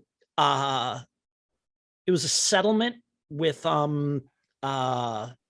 somebody that the station like slandered in one of their shows, and it's like and they died before, like under mysterious circumstances, before the settlement could be reached, and someone has like apparently snarkily like framed it on the wall in the studio as like, who dodged a bullet there, you know. And maybe someone even has kind of written on it, dodged a bullet, ! Yeah. On that unsigned settlement with this person that had a grievance with the station who died before it could, you know, that they could get paid. It's even like a warning, right, to the other host to be like, don't go too hard on the guests. This has happened before. Yeah, and maybe like that's how they're binning it mentally or something, but it's clearly whoever put it up there is like, like sweet. You know, there's one that we that we got out of, kind of thing. And I think the second one is an autographed picture with the star's eyes poked out. And I want that to be where like how does that come about? That's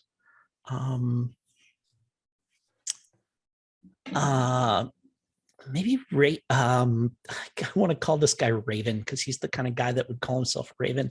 What's the name? Sure. Alexi? What is his? Alexi? kind of when he's like doing his, speaking in the voices of the ghosts thing, he reaches into that black tuxedo jacket that he has and pulls out a picture and just kind of slaps it down on the table. And it's the podcast host who we met earlier. And I think I'm just going to do a little thing where I rather than have the stars have her eyes poked out, like someone has taken a Sharpie and like made them completely black, just blackened them. And is it him? Did this mysteriously appear in his pocket? Has he been carrying it around? I don't know. That's the cool thing about Brindlewood Bay style clues, but he boom, and he lays that down. And when he comes to, he seems to have forgotten, like he doesn't realize he's taken it out. And one of us can kind of grab it surreptitiously. Love that. So with that success, we have reached 5 clues, which means if we wanted to theorize, we'd be rolling at a 0. I don't know if we want to maybe try to do one more quick scene to see what else we can find, maybe try another room, explore a bit more, and then move into our theorize from there. Okay. I like that. Let's do one more. Let's do one more location, try to get one more clue. Mm-hmm. All right. Yeah. So at least we're rolling with a +1. Yeah. So I just want to make the suggestion that I set things up specifically so that Trent would have an excuse to free climb that tower up to the top. There we go. Okay, cool. You're right. Excellent. All right. Yeah. That's been the goal since we began. All right. I think so.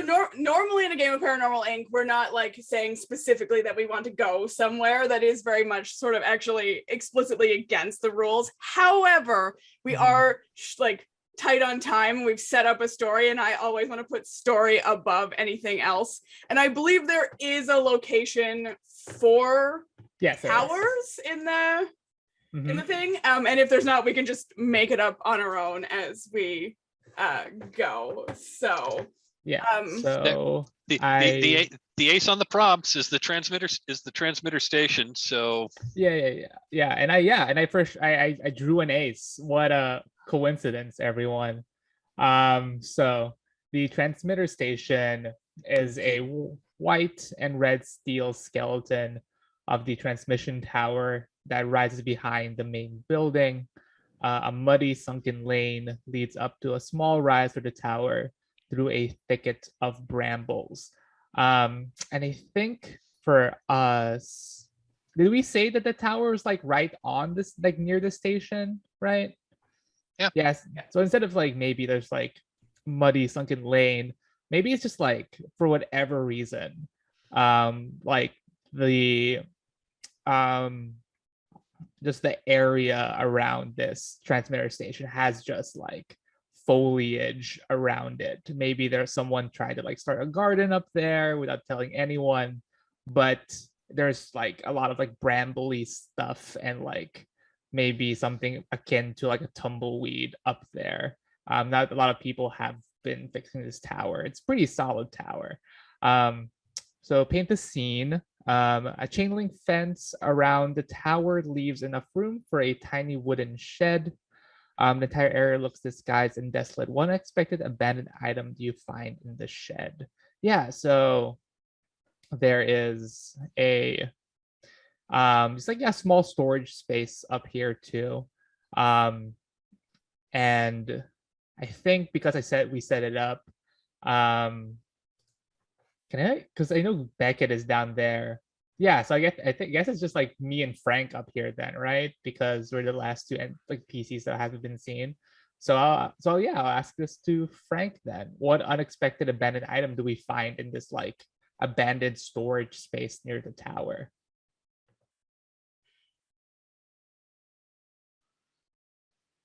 I think, hold on, what do we got going on over here? Just looking at our clues and our NPCs we've met. I think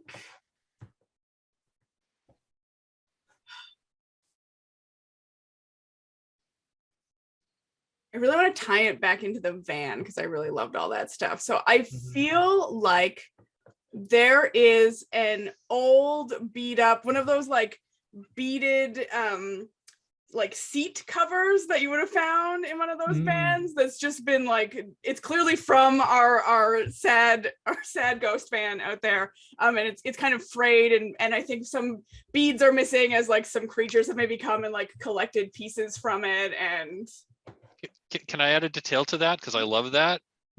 They put it on one of the other, like, they put that seat cover onto one of those old crappy like metal 1960s like office chairs that's got a broken caster.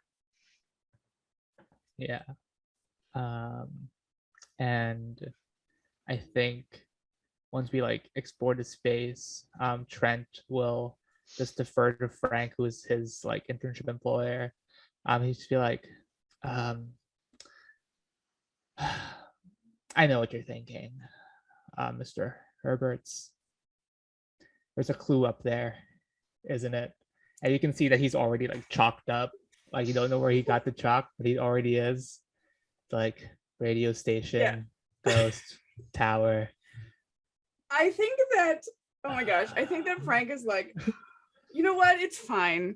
You signed a waiver. If you die, we're not responsible. I signed 3 of those. So you all were very definitely said something was up there weird with the light. Yeah, sure, go check it out, I guess. And he's just like already as you're finishing like climbing up. So I guess this is a discovery move with vigor then, I think, right? Yeah. I think that's fair. The idea being you want to find something up there. Yeah. Or like he wants to climb, but he might find something up there in the process. Do we want to maybe do 2 rolls, like risky move to like so that you climb the tower? I mean, you're chalked up and stuff, but it's like a weird climbing situation, and then maybe a discovery move when you get to the top. With only 15 minutes left, we should probably just jump to the clue. That's fair. I feel that's fair. Like if we had another hour, then to complicate it and have him hanging. Totally fair. You're right. Yeah. I just wanted to have Trent have an epic moment of climbing. Describe the climbing as you climb. Yeah. So Trent, his climbing style is very strength based. He doesn't like really plan his routes. He's very lanky. So it's very like a very brute force climbing style. There's a lot of just like pulling really hard and catching something a lot higher up. It's a very dangerous way to like free climb something. He will just like extend his legs almost into a split to stabilize himself as he reaches for holds. There's a few moments where he's just like hanging by one arm as he like shakes off the other one to like rest it. I think Frank is very thankful that they made him sign those waivers in triplicate just in case for these situations. All right. I will say also on the way up, he takes a bite out of the Cliff Bar because it's like taking a lot of energy to climb up there. So let me just. Yeah, you know what? I think that biting the Cliff Bar is using something from your backpack. So go ahead. Totally gives you advantage. Yeah, sweet. All right, let's see. That's gonna be a 13. Oh my gosh, amazing. All right, so you get to discover 2 clues up there. Excellent. Let me pull a couple of cards here and let's see what we've got. We got that. All right, I got a 2 and a 3. So that's locations, paranormal, PCs, clues. Here we go. All right.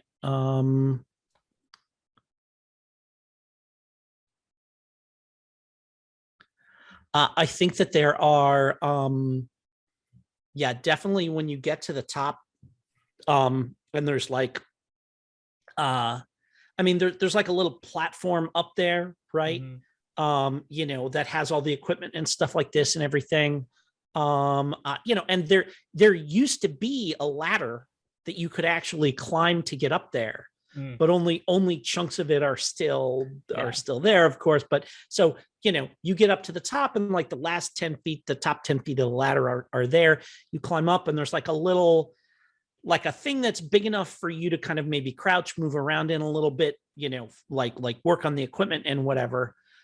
And there are like footprints up there that are that look like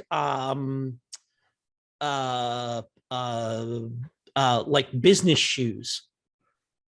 And they're like freshly wet mud, like muddy footprints.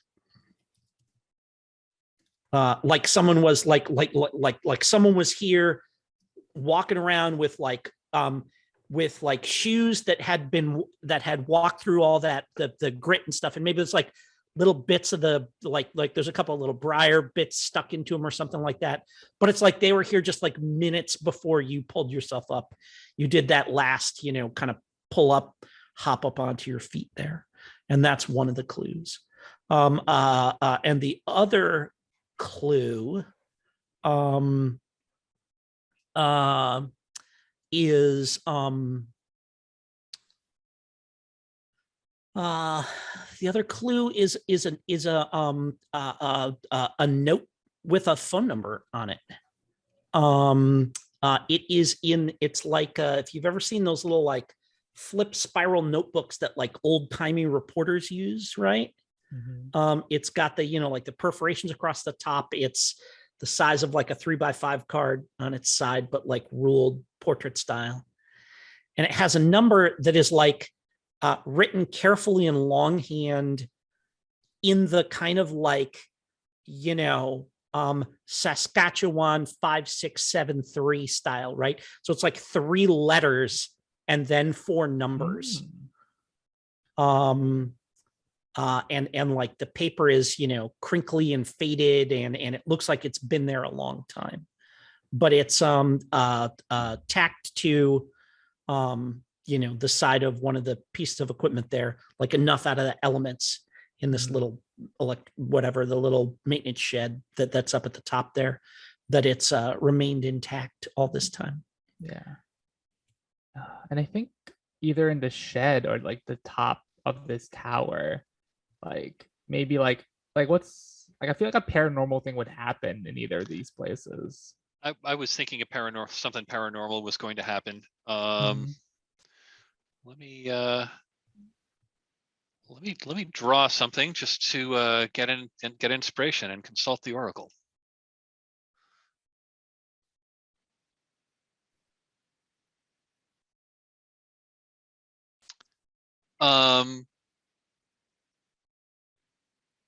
So while you're up there, you hear the hum of electricity that's coming through, and there's the lights that are on the tower that are blinking, and I'm going to say that in the little like half sheltered equipment room, there's again, it looks like it's old. It's one of those old weatherized like speaker boxes, that has a couple of dials on it. And while you're up there, you just kind of hear a pop. It's like an old tube radio, like an old tube radio speaker coming on. And you hear some staticky voice. You hear like radio static, and then you hear a speaker speaking in almost like old timey, like the old timey like Atlantic accent that they used in like the 30s and the 40s into the 50s. Start giving a this voice over the box starts giving it's the announcer of a baseball game, and starts giving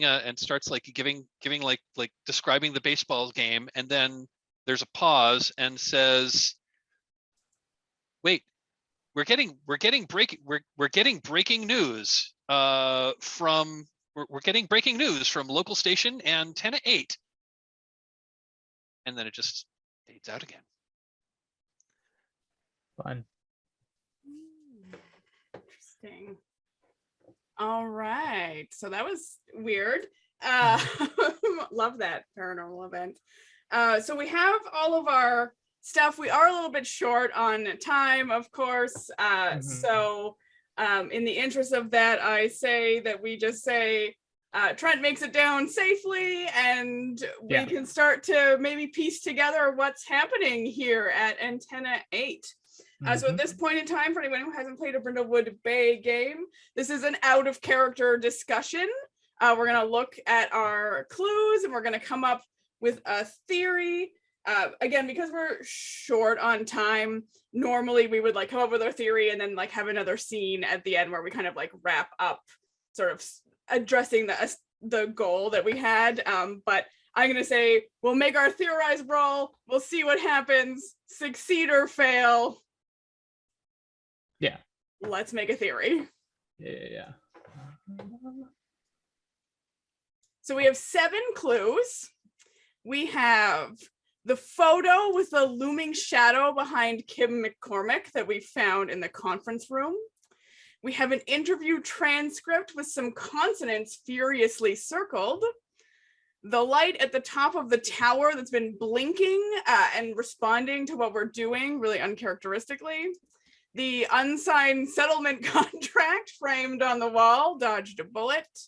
An autographed picture with the stars blackened of the podcast host that came from Alexi's jacket. The muddy footprints from business shoes that we just found at the top of the tower, and of course, the note with the phone number. So how we do this is we just start making a theory, and as we can like incorporate clues, we check them off. When we agree, we roll based on how many clues we have managed to incorporate. Yeah. So I've got an idea. Mm-hmm. Feel free to accept or reject this, and then so I'm kind of going backwards here. I'm coming up with a theory, and then theory first, and then see if we can like plug the clues in to make the theory work. Mhm. Theory, and this might fall squarely into Frank's purview. What we got called in to investigate is actually fake paranormal activity that Alexi cooked up in order for them to hire him to solve it. Yeah. And that so I'm just going to toss this out there, like note with the phone number is, I mean, yeah, it's an old number, but it's like Alexi's business office. Mm-hmm. Muddy footprints from business shoes. Maybe Alexi climbed up here and was the one who was futzing with the electronics. Yeah. Yep. There's like skulls in the business shoes. Yeah, which also checks off the lights responding to what we're doing. Yeah. I like those. That's great. Obviously, and I mean, so it seems clear then that the photographed picture, like that's a setup that he made, right? And so while he was doing that, it was maybe even like fully intentional, this little performance he was doing, and then like just oops, I just dropped this photo here, just part of his plant. Yeah, and I think if we were to do some research and really dive into it, we would find that the last name on Alexi's birth certificate matches the last name on that unsigned settlement contract. Oh, I like that. Oh yeah, so he's out. He has a reason. We have a motivation for beyond just wanting to get hired. Yeah. And maybe he's the one who just found that old transcript that had something, and and the transcript had something to do with maybe the transcript was of like that interview that triggered the whole libel thing. Oh, and sure, Alexi just went back there and he just like did some weird ass stuff to the transcript to make it look spooky. Yeah. Okay. Yeah. Nice. I like that. Did right. we include the photo with the looming shadow? Wasn't that the one he planted? He planted it. Yeah. He planted it. Oh yes. Oh right. Yeah. He digitally manipulated it and yeah. then All right. Yeah. So I think that sounds like a pretty good theory to me. I think we've managed to legitimately account for all of the clues in some way. Frank's gonna love that this turns out to be a hoax. Absolutely. So now that means because we accounted for it, we're gonna roll with a +2 because we found 7 clues and the complexity was 5. Yep. Who wants to roll our theorize move and see if we are correct? I mean, it's Mike's theory, so. It is Mike's theory. Yeah, go ahead and roll it up, dude. Okay, I'll roll it. Let's see what happens. Yeah. I rolled I rolled an 8 on the die, +2 is a 10. It's a Yeah. 10. Amazing. So our theory is exactly correct. We Perfect. nailed it. I feel like it's so narrate how solving the mystery achieves the overall goal.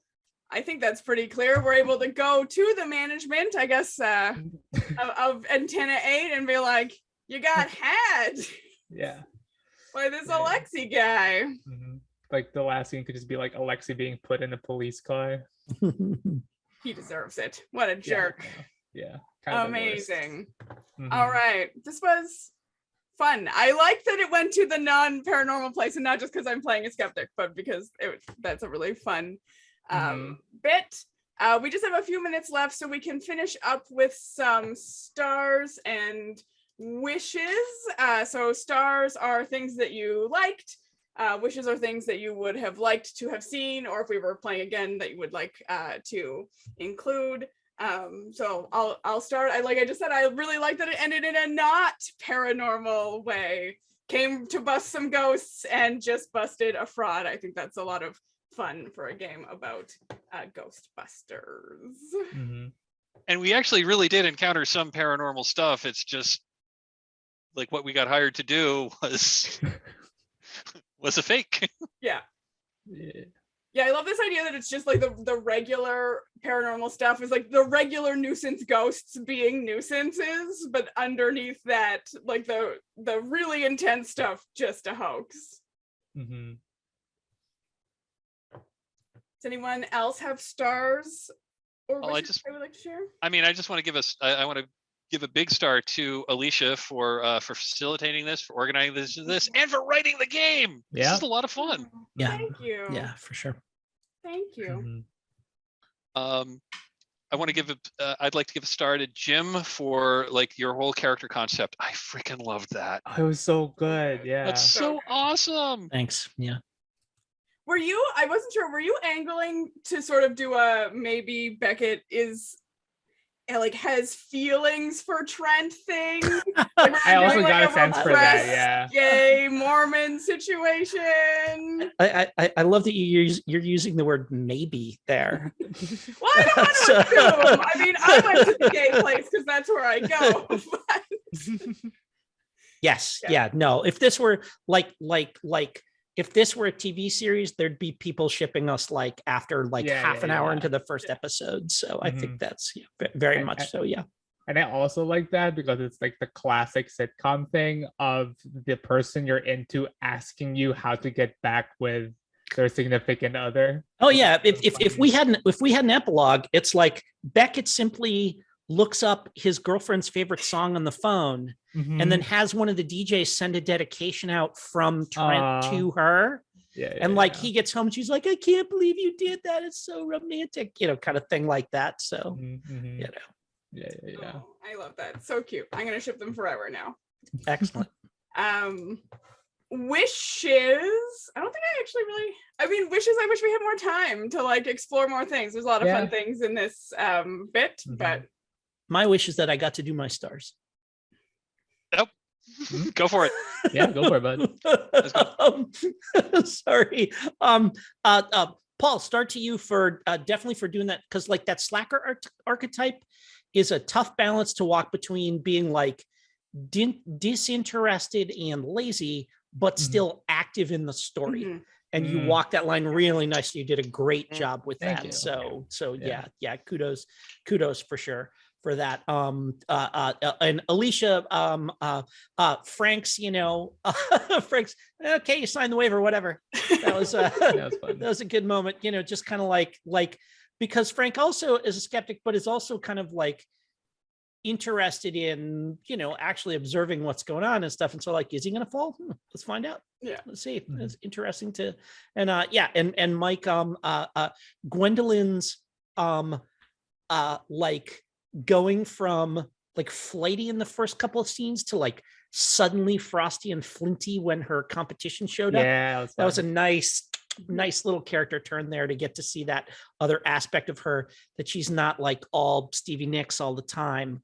So that was, I really enjoyed that. That was fun. Wishes I now. also, Yeah. I also want to star Paul for having a whole conversation between two NPCs and keeping it going for a bit, because that's not easy to do. And it was like the first thing that you had to do, basically. So good job on that. And another star to you, Paul, for the like setting up the rock climbing, and like the first scene that was this Chekhov's gun, which goes off in the climax. Yeah. You guys got most of my stars already. Star for introducing the douchey magician guy. I love that archetype so much. It's always super fun. And yeah, the game was like star for the game again. It's really fun. Like in the beginning, we were talking about how we like these games because we don't want to prep, and this game definitely achieves that goal of like, if you want to run a game like right now, then like you can just do this if you have a deck of cards, and it's good. Yeah. Awesome. Okay, wishes. I don't really have any wishes beyond, again, I wish we had more time so that we could play more and see more stuff. But yeah.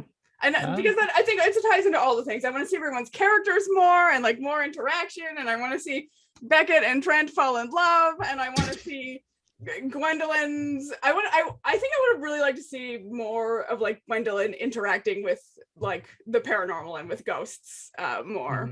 Yeah, it's been fun. Wish for me, like, playing with you all is super fun. I know I'm gonna be playing with Jim next week in the Spirit of 77 game, right? Yeah, so like, just getting to play with you all more. It's super fun. I like it a lot.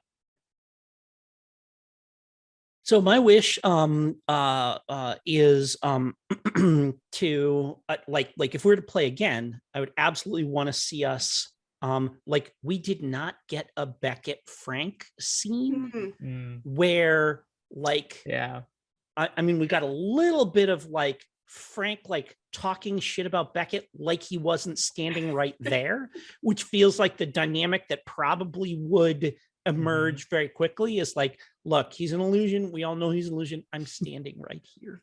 And so more of that, and like the inevitable like thing of like Frank kind of slowly coming around to, okay, well, ghosts plural don't exist, but I'm going to construct a scientific framework that allows me to acknowledge that you're my friend in a way that like is not, like you're just a phenomenon I don't understand. But it's not supernatural. And let's be clear about that.